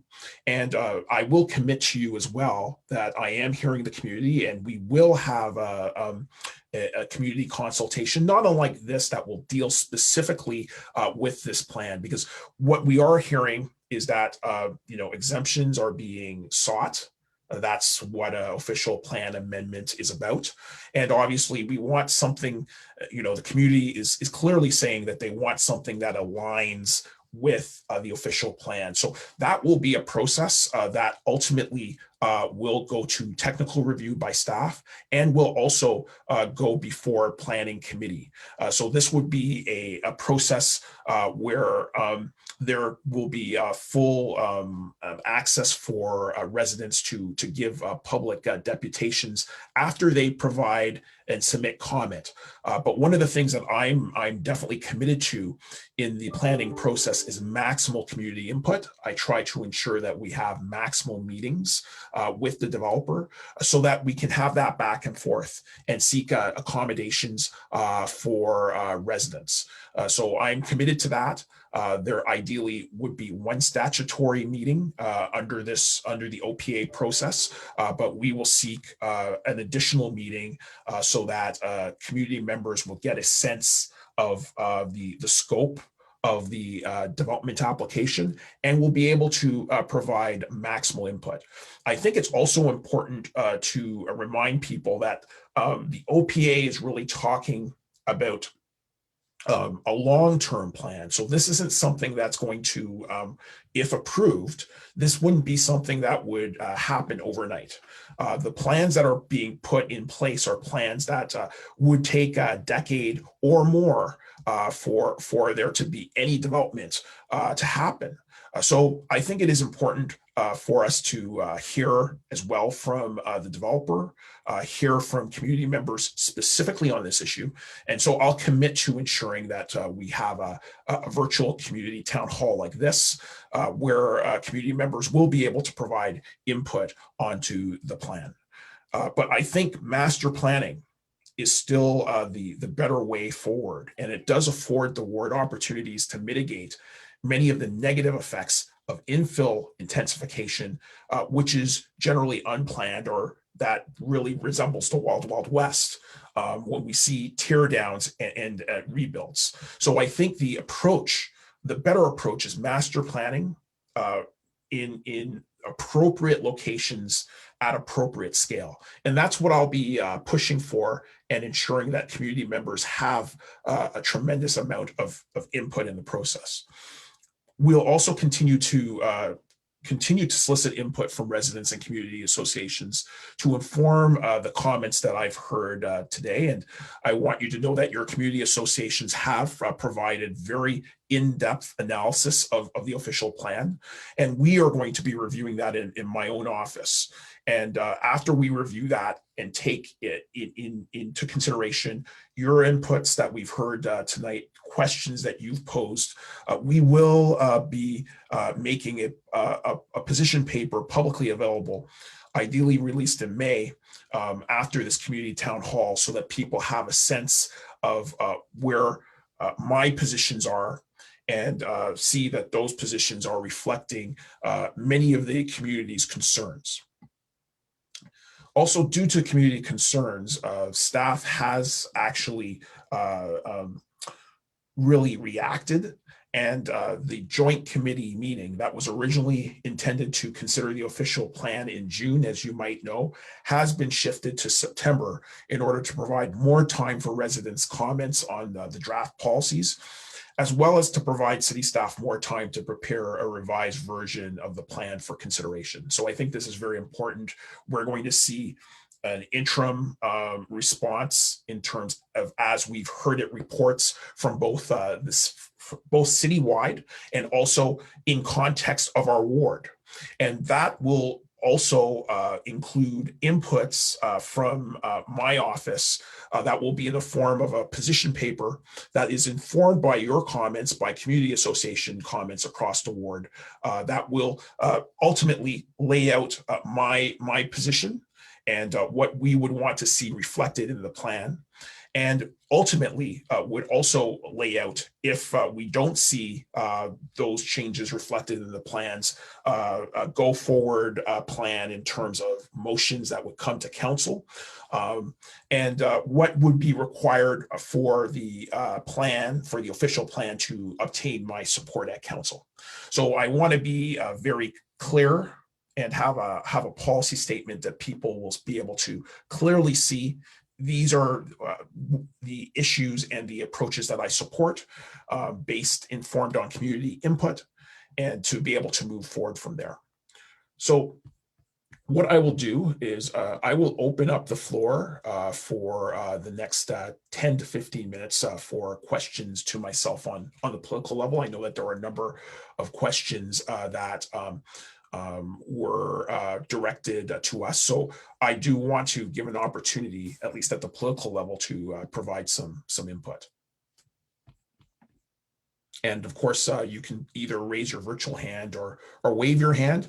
I would suggest, if you can, it would be great if you can raise your hand, because there are many people, many participants on this call. So I think Jeremy raised his hand first. Yes. Thank you, Rawlson. I thought tonight was very informative, and really appreciate your effort in getting it all together. Main reason I was on tonight was because I live in the middle of where all this Manor Park Estates furor is, but I also come from a construction background. And I look at what their plan is, and I know that normally someone will put in a big plan, but they'll also expect it to be knocked back at the first one to see what they can get away with. So I think it's really important that everyone knows that the more we speak and the more we listen and the more we involve ourselves constructively, the more likelihood of us as a neighbourhood being able to have a say in what potentially could go ahead. I've also seen what they did out at the Timber Creek development and what has been finished there compared to what was there previously. And I think it's worth somehow getting these developers to go and have a look at that area, because it's not high rise. It is 5 to 6 story in a lot of the areas, but it does take up a lot of area, and it fits a lot of people in, and it's got some very good amenities, and it's also it's not too bad looking. Like some of these towers are just scary, and a lot of it is because the size of what they've put in for an application. So I really look forward to having another town hall, especially on the Manor Park Estates. And if you need a working group, put my hand up, because I think there's a lot of us who'd really love to be involved to help everyone else to try and get things done. Thank you. Thank you for that. And I see Robert had his hand raised next. Well, thank you very much, Rawlson. One of the things that I got from this debate was that Elizabeth's comments, which were very precise and were given at the end, really never had an answer. And one of the questions, and please, she could repeat herself, was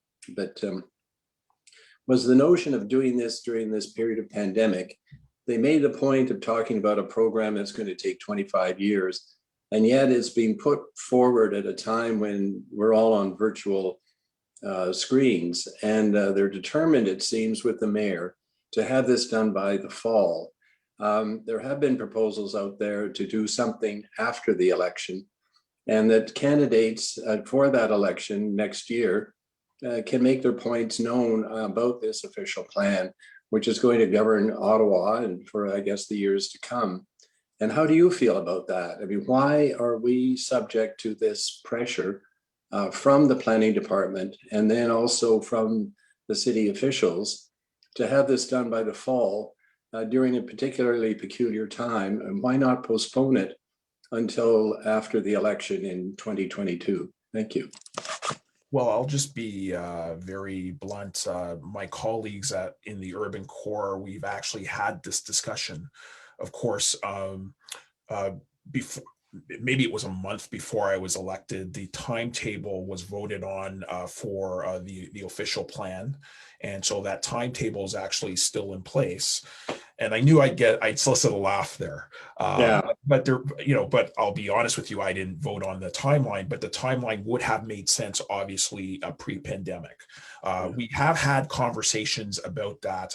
My progressive urban colleagues, that we actually do hear and understand what you're saying, what community associations have been saying about the pressures to move this forward. I can honestly say from a political standpoint, we don't have the political support to really change that timetable. If I introduce a motion and there was discussion about that, we know that won't pass. So the ultimate thing that we want to do is to ensure, in light of that, that there is more time for dialogue. I think that city staff has heard that from community members. So instead of June, this has been shifted to September with a vote in October. But the political support isn't there, but at every opportunity that we've had with staff, we have relayed this issue. And let me say that we have considered the idea of introducing a motion. However, we know what the results would be. So at this stage, what we're trying to do is ensure that we're listening to community members so that we can have as many changes reflected in the plan as possible. And that's one of the reasons why I'm taking this approach with firstly listening to the community associations. We had a ward council meeting in February. Now listening to residents, we're continuing to take and solicit input from residents and to build that policy paper to really demonstrate what the position of the ward is and what would be required to obtain my support of the official plan around the council table. Yeah, I don't want to take any more time, but sometimes a defeat is a useful thing to have. I would encourage you, speaking for myself, to go ahead and put that motion forward. They're talking about expanding this notion of the plan to other wards, which is what we like, and they might find the same opposition as you get further from the core. And I think it's a time for the councillors to be counted as to what side they're on. And there might well be an understanding that at that election next year, how they vote on this will be kept in mind by their constituents. That's all I've got to say, but I think you should do it with your colleagues. And the worst thing that can happen, again, is if we have another urban-suburban split on this issue, where, as we've seen in a number of cases, the core votes one way and the suburban people vote the other, and the mayor always supports the suburban people, so or the suburban representatives. So I think we should see put the matter to the test, and I won't take any more of your time. Thank you. Okay. I think Councillor, you've got the physical hand up for Lynn, and then I think Michael Patrick had also wanted to say something earlier. It's a strategy issue following from the comments about how to extend the approval time longer. Elizabeth, you are working with the Federation of Citizens Associations, and I presume that there are community associations in the suburban and rural areas that are part of FCA. Is that right? Well, then why cannot the FCA, with all the community associations, put pressure on all the councillors around this particular issue?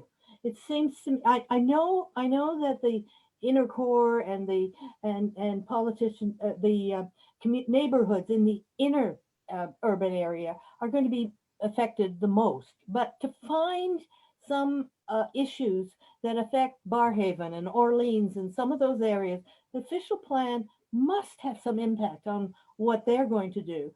And surely the community associations can do the lobbying to the politicians who you're saying, Rawlson, may not want at this point in time vote for extending the approval. Is there? Well, I would just note that we did receive a letter from Alice Cullen, the on behalf as president of the association, and he wrote the mayor and actually requested that, and the mayor wrote back along with Councillor Harder saying that that's not in the cards. So the reality, of course, is that we can obviously move a motion. I would have to get somebody to second it. I just want you to know that, you know, I have one drafted, you know, and we, because we have been hearing very clearly from community members, but the reality, of course, is that you need political support. And so what is more practical? You know, I'm a very practical kind of common sense guy, and I think that what we need to also do, there's one track that says obviously this is not the best time for this process. Yeah. And I would agree with my colleagues on that. However, I'm also a political realist.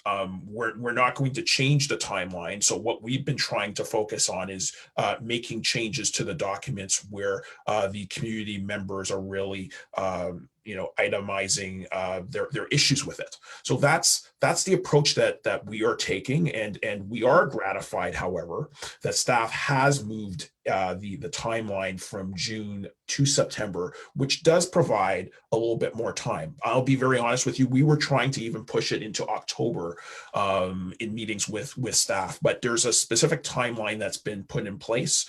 That was the ultimate will of council. You know, I don't see politically a way of really changing that timeline. So what I'm trying to do is ensure that we solicit proper and deep input from the community and have that reflected in terms of the position that we will take politically. Okay, so partnerships with, I'm thinking citywide groups. I mean, if the FCA can't do it, then it seems to me maybe some other organizations that have got an issue in there that they don't like, so that it becomes, I don't know. I mean, I'm thinking of, you know, businesses. I'm thinking of United Ways.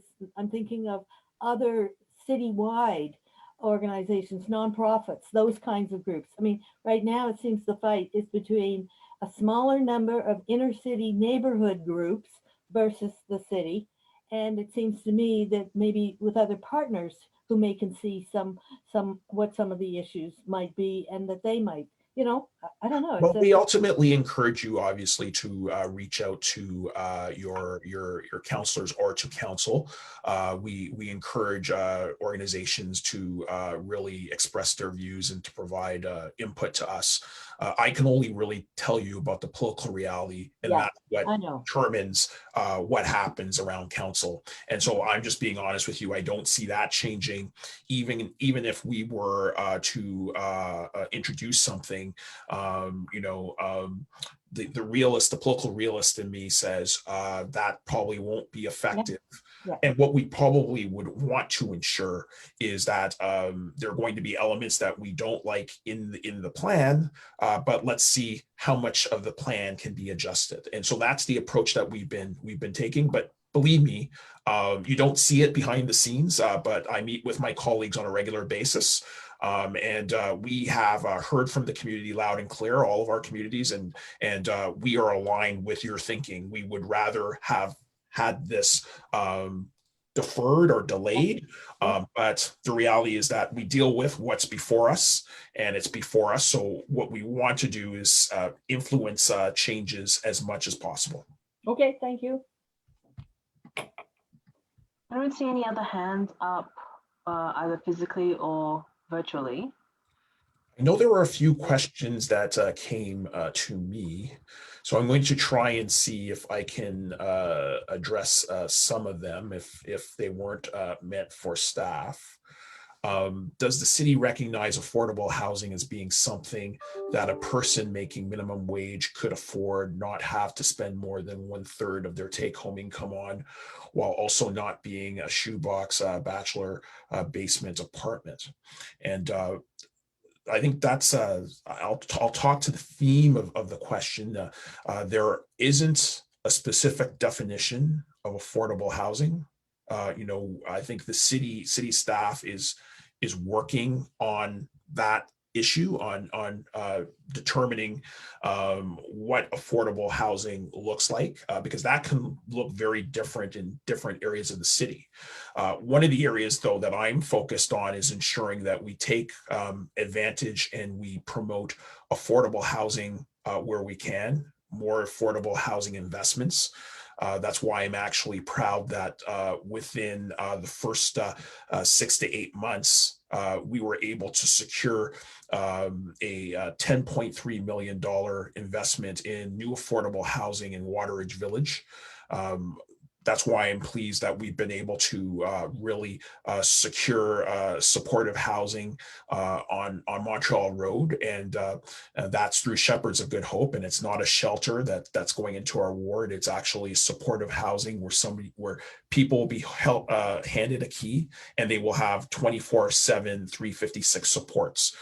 So wherever we can push for greater affordable housing, that's what we're doing. And we're going to do that just outside of the scope of just city council as well. So the interesting news is that all of the elected officials in Ottawa-Vanier got together and formed over the last few months a affordable housing task force to assist organizations who might be looking at advancing affordable housing opportunities with seeking investments, also with locating different types of spaces where affordable housing can be located, as well as looking at specific programming and especially rapid housing programs that are emerging. So we recognize that that's a challenge. That's the other focus around the baseball stadium, where we have control over inclusionary zoning. And that's why I would really encourage anybody, especially in the Overbrook area, to get involved with that visioning process once it comes into play, because obviously we need to have more options, especially for lower to mid-income people. So that is a major focus of mine, and we're going to continue to focus on it. I think I see a hand raised, Susan. Not sure. Yeah, for Ms. Gamble, I think. Yes, can you hear me? Yes. Yes. Excellent.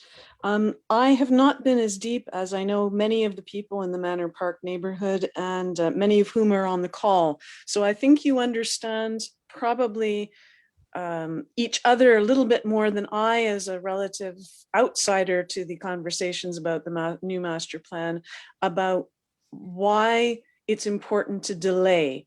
Could someone, for my information, but also it might be useful to articulate, what are the pros and cons of delaying? And I'll just preface that by saying that the ideal is always to wait until, 6 months down the road is going to be better because something will settle, but 6 months comes and then a new set of circumstances arise.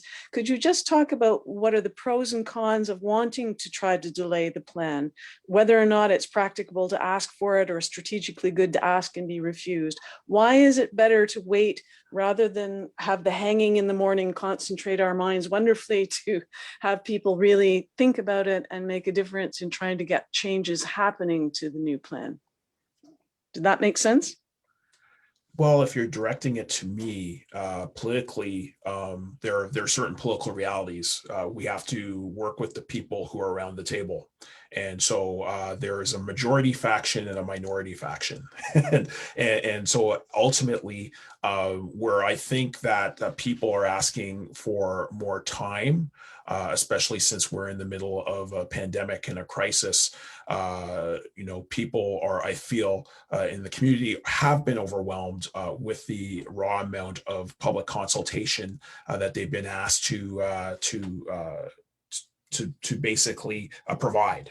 And so it's very challenging to do that in a structured way when everything around you seems very unstructured, because we're in the middle of a pandemic, and we're in the middle of a crisis, of a state of emergency. However, obviously, the tools exist for us to do consultation. And one of the arguments that have been made is with tools like this, we've been having a massive amount of people actually participating in public consultation. So we've had meetings around planning that have gone on for 3 days in terms of deputations. So we're actually hearing more people actually reacting to many of the issues. But my feeling is, in a sense, they're reacting in a sense under duress, because it's a very difficult situation in terms of the pandemic. So my feeling is that we've heard clearly from communities that communities want to go slower, and so my colleagues actually understand that and completely commiserate with that. But the question, of course, is whether it is politically feasible, and there's always impact in terms of the votes that you make and the people that you have to interact with. So we also have to try and measure the type of support that we would get. So these have been the challenges, but in the interim, it's before us, it's on the table, and I've been trying to ensure that we actually listen to people, that we obtain the input, and that input is reflected ultimately in the position paper that we put forward, because ultimately, unless the majority faction changes its mind, and that means the mayor, ultimately this will be before council in October, and we want to be prepared with a decent response.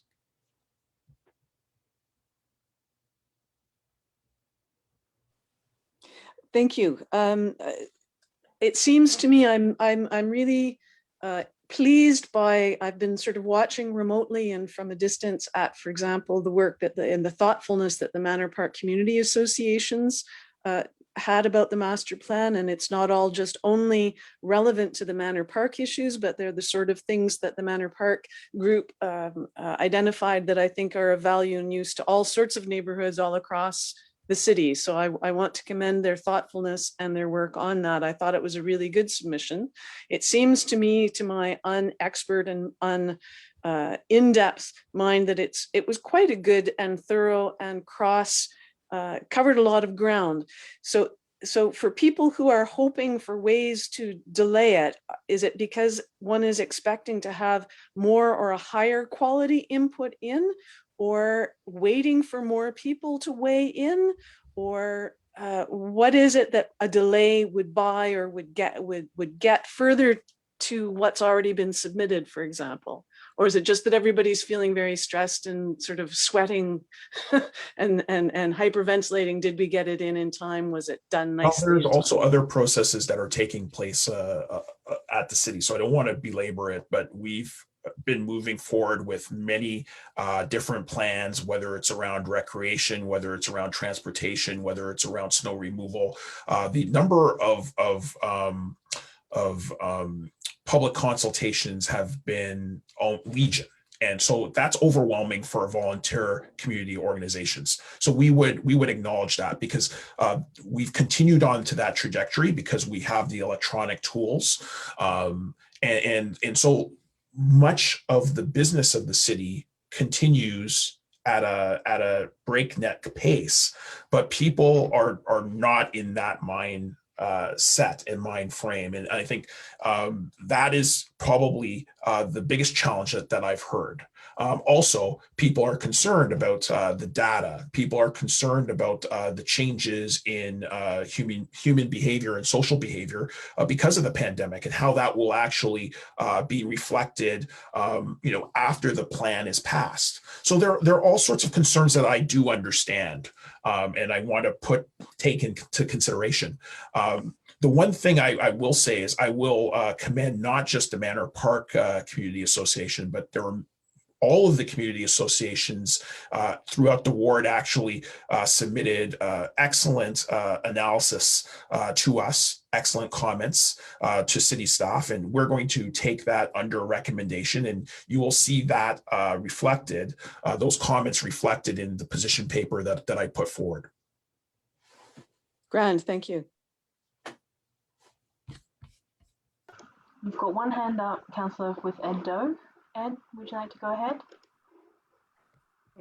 Just continuing the previous conversation, I think one of the main reasons why one would want to delay the approval of a master plan for the city for the next 40 years is that many of the planning assumptions that underlie this particular document may in fact be questionable given the pandemic. We know, I have a son who works in the high-tech sector in California. I know that the high-tech sector is adapting the way it plans to have its employees work. Talking about having employees 50% of the time in the office and 50% of the time working from home.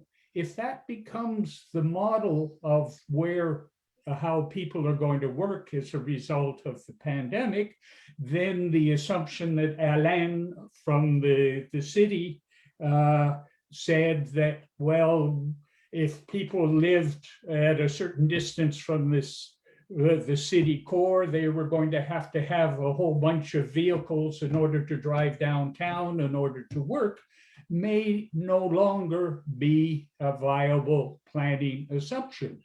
And unless we get an explicit set of assumptions that underlie this document, it's very hard to evaluate how it is seeking to respond to those assumptions.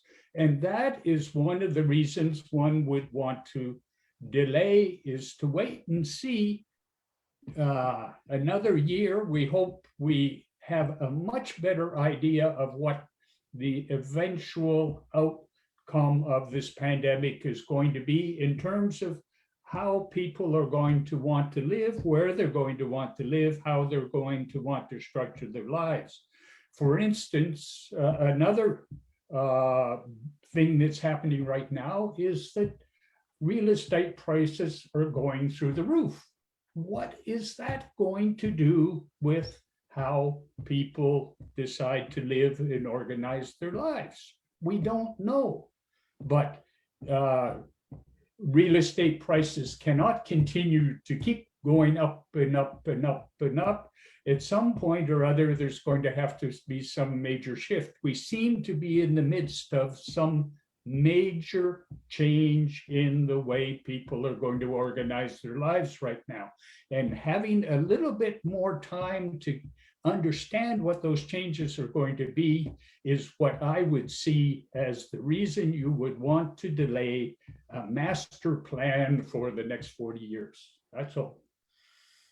Well, I don't disagree with your premise. We also had to move forward last summer with a growth management strategy. I think that that determined the growth of the urban boundary. You might remember that. We also had a position paper around that. And while I said, I wasn't for the expansion of the boundary, there were a number of challenges. And one of the challenges was around the data sets that we had from the city, which we felt weren't current and weren't thorough. So obviously there's always a challenge around data, and there's always an unknown factor. But you're absolutely right. There's some challenges with that. I think of my colleague, Councillor McKinney, who is seeing shifts within their ward concerning the conversion of office buildings into livable space, into residential space. And so I would acknowledge that there are these types of challenges, especially around data. And that there might be a shift. I don't know how pronounced it will be in Ottawa, since we do have a large proportion of our workforce that's institutional, both government and educational, that does require face-to-face interaction. But what we do know is that things will not be the same after this. There will be some level of change. And so I do don't disagree with you there. And that's something that we probably will emphasize within our own position paper, that we need to think about the nature of data. So I do know we have gone tremendously over the time, and we are seeing a drop off in participants, which is understandable. But I want you to know that we will be capturing all of the questions that were submitted by chat, because we would acknowledge that there wasn't enough time to get to all the questions. But we will capture all the questions, and we will undertake responses, whether those are political responses, because I do know there was some back and forth that I had with some people, as well as if there are staff, if they require staff responses, we'll ensure that they're forwarded to staff as well. So I do appreciate everybody who has participated on this call. I want you to know, obviously, that we are listening, that we want to have a maximal input. So we will be responding to your questions, and that there will be other opportunities for input as well. It's not just the position paper. I want you to know that we're also talking with our urban caucus colleagues to potentially also have an additional type of format so that we can obtain additional input from residents before we move forward with this process. And the key thing as well to remember is that despite the fact that there are statutory dates, this doesn't end until a vote. So, we're going to be continuously engaged with you until this does come to council. But I really appreciate everybody for being on this call. And thank you for your input. It's very meaningful in terms of how we go forward. So I would like to say good night to everybody, and thank you for participating.